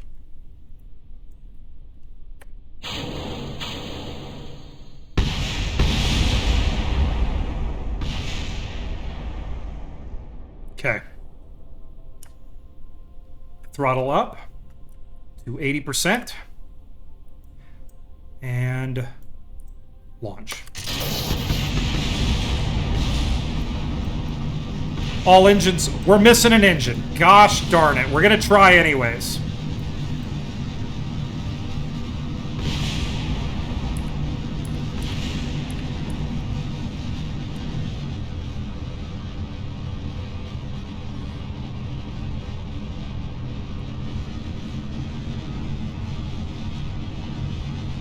Gonna have to keep the throttle quite a bit higher here.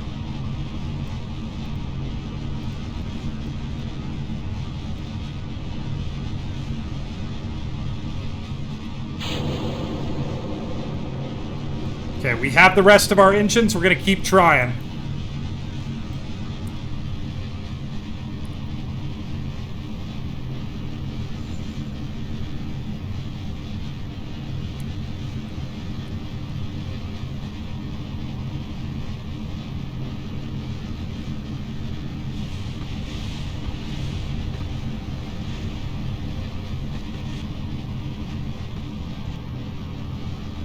Files a mission to Eve does not bring 5 hours of time to...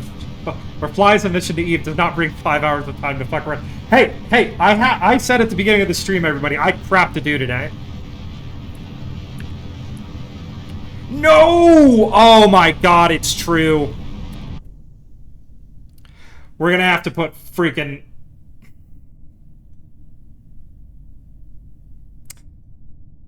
It's gonna take... We're gonna have to put some sort of aerodynamic surface on the back of this thing. It doesn't fly correctly.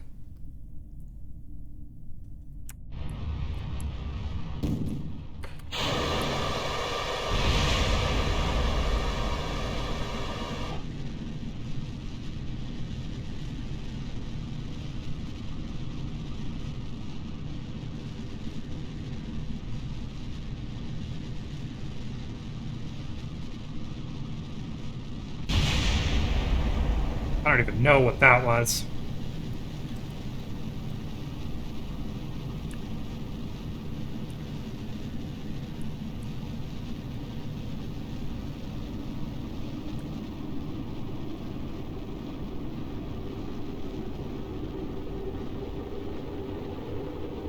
This is a little concerning.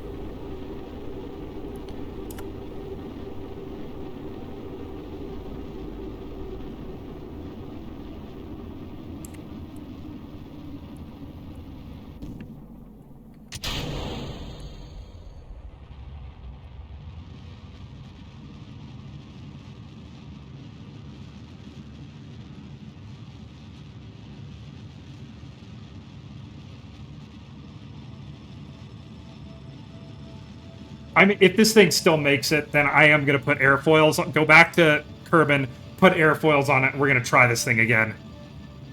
There's no way this thing makes it to orbit right now. We literally disassembled it while we were falling. I reignited the engine and then kept flying.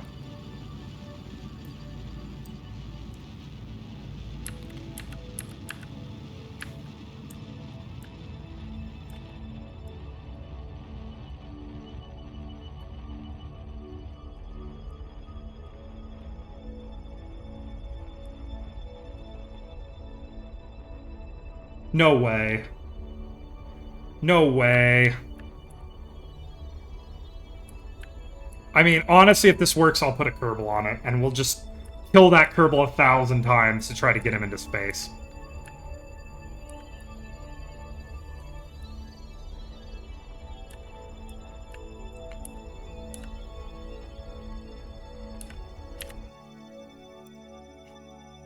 No way. We're not going to be able to make it to orbit. We just aren't going to have the Delta V.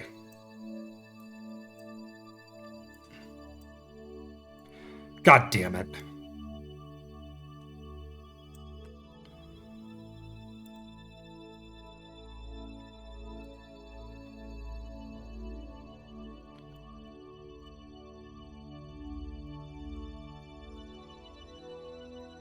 So we blew up an engine. Started falling because we flipped around. And still are going to get to orbit. I don't understand Eve, everybody.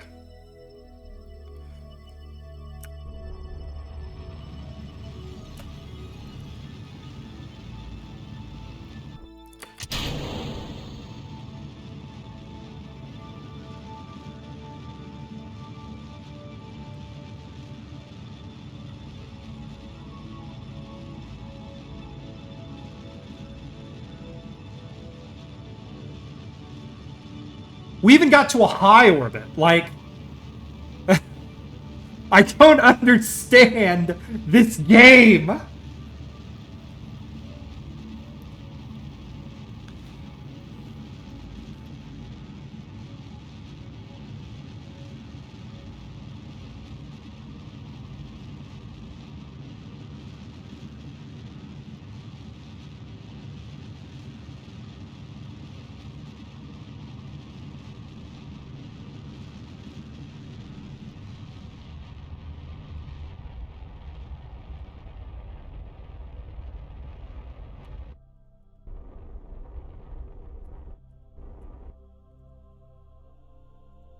All right. Everybody. It's doable. The rocket works. It shouldn't work. It's too stupid to work. But it works. Next stream, let's get this locked in perfectly. Let's put ourselves where we want to be for the next stream. But next stream, what we're going to do is we're going to do another road trip stream where we're going to drive 60 kilometers, put a Kerbal in this thing, and go to space. And we're going to rescue one Kerbal. Then what we're going to do is we're going to go back to the KSC, put some gosh darn fins on the next one, and try to get another Kerbal off the surface of the other. Try to get the other Kerbal off the surface here. But I would like to say that now we see the light at the end of the tunnel. We're almost there, everybody. The time is almost nigh. So take one last good look at it on the planet's surface. We won't see this machine for a little while, as we're going to have to drive to it. But yes, bring your popcorn for the next stream. I will not be streaming next weekend, everybody. I feel like I must say that again, just to make sure that we're clear. I wish I could, but I will not be near my streaming computer. And I tried streaming on the road before, and it was so bad. My laptop just can't do it. I need to get a better laptop someday, but that's probably a ways away. So So for 2 weeks, you'll be poopy boop free, unfortunately. But I think what we're going to do 2 Saturdays from now is I'll even put it on my schedule and everything before the end of the day today. We're going to do, I know 2 weeks, I'm sorry. I have a business trip and I just can't stream on the road. Like I said, the internet's never that good. And if I had a better laptop, I could stream Kerbal, but I don't have a better laptop. So sadly, no stream for 2 weeks. But I'll put it on the schedule and we'll do a mega stream to make up for it, everybody. And I think you never know. I'm not going to say anything because I'm too used to saying, oh, we have this many streams to go. But if we do a mega stream and we can drive, the longest parts of that stream are going to be driving Kerbals to rockets. But if we can drive them to the rockets, maybe, just maybe, we could get close or done. So thank you everybody for hanging out with me today and chilling. I think the stream ended on a really good note. We learned that no matter how stupid my rocket is, it works, sorta, maybe, kinda. We're gonna kill one of these Kerbals a lot of times and do a lot of quick loads, but I think we're gonna get him there. So hang on tight, look out for that. 2 weeks, we're gonna end it. Oh, we're gonna finish it next stream. Part of me wants to say it. Part of me wants to say it, but you know, Chris, I've learned too much that you don't say something like that. Saying something like that dooms you. So what will happen is we will attempt to get one Kerbal back on the next stream. One Kerbal to orbit. And we shall see if perhaps, if the Kerbal gods smile down upon us greatly, we can perhaps get a second Kerbal back, either that stream or the following one. Thank you everybody so much for watching. I'm going to try to get this up to YouTube before I have to fly out in the morning. I do not know if that's going to be a possibility, but we're going to give it a shot anyways. And I'm going to try to get yesterday's stream up to YouTube as well. I forgot to upload it, so that's going to be the first. We're going to have to do them one after another. So I will see you all very soon. I'm also going to put some YouTube Shorts content up while I am on my business trip, hopefully. So none of my channels will stay 2 weeks without content. And then I will see you all very, very soon, 2 weeks. And we're going to get Kerbals off of Eve. All right, talk to you all then. Thank you so much for watching today. It was so great to have everybody around to see that stupid victory. Take care, everybody.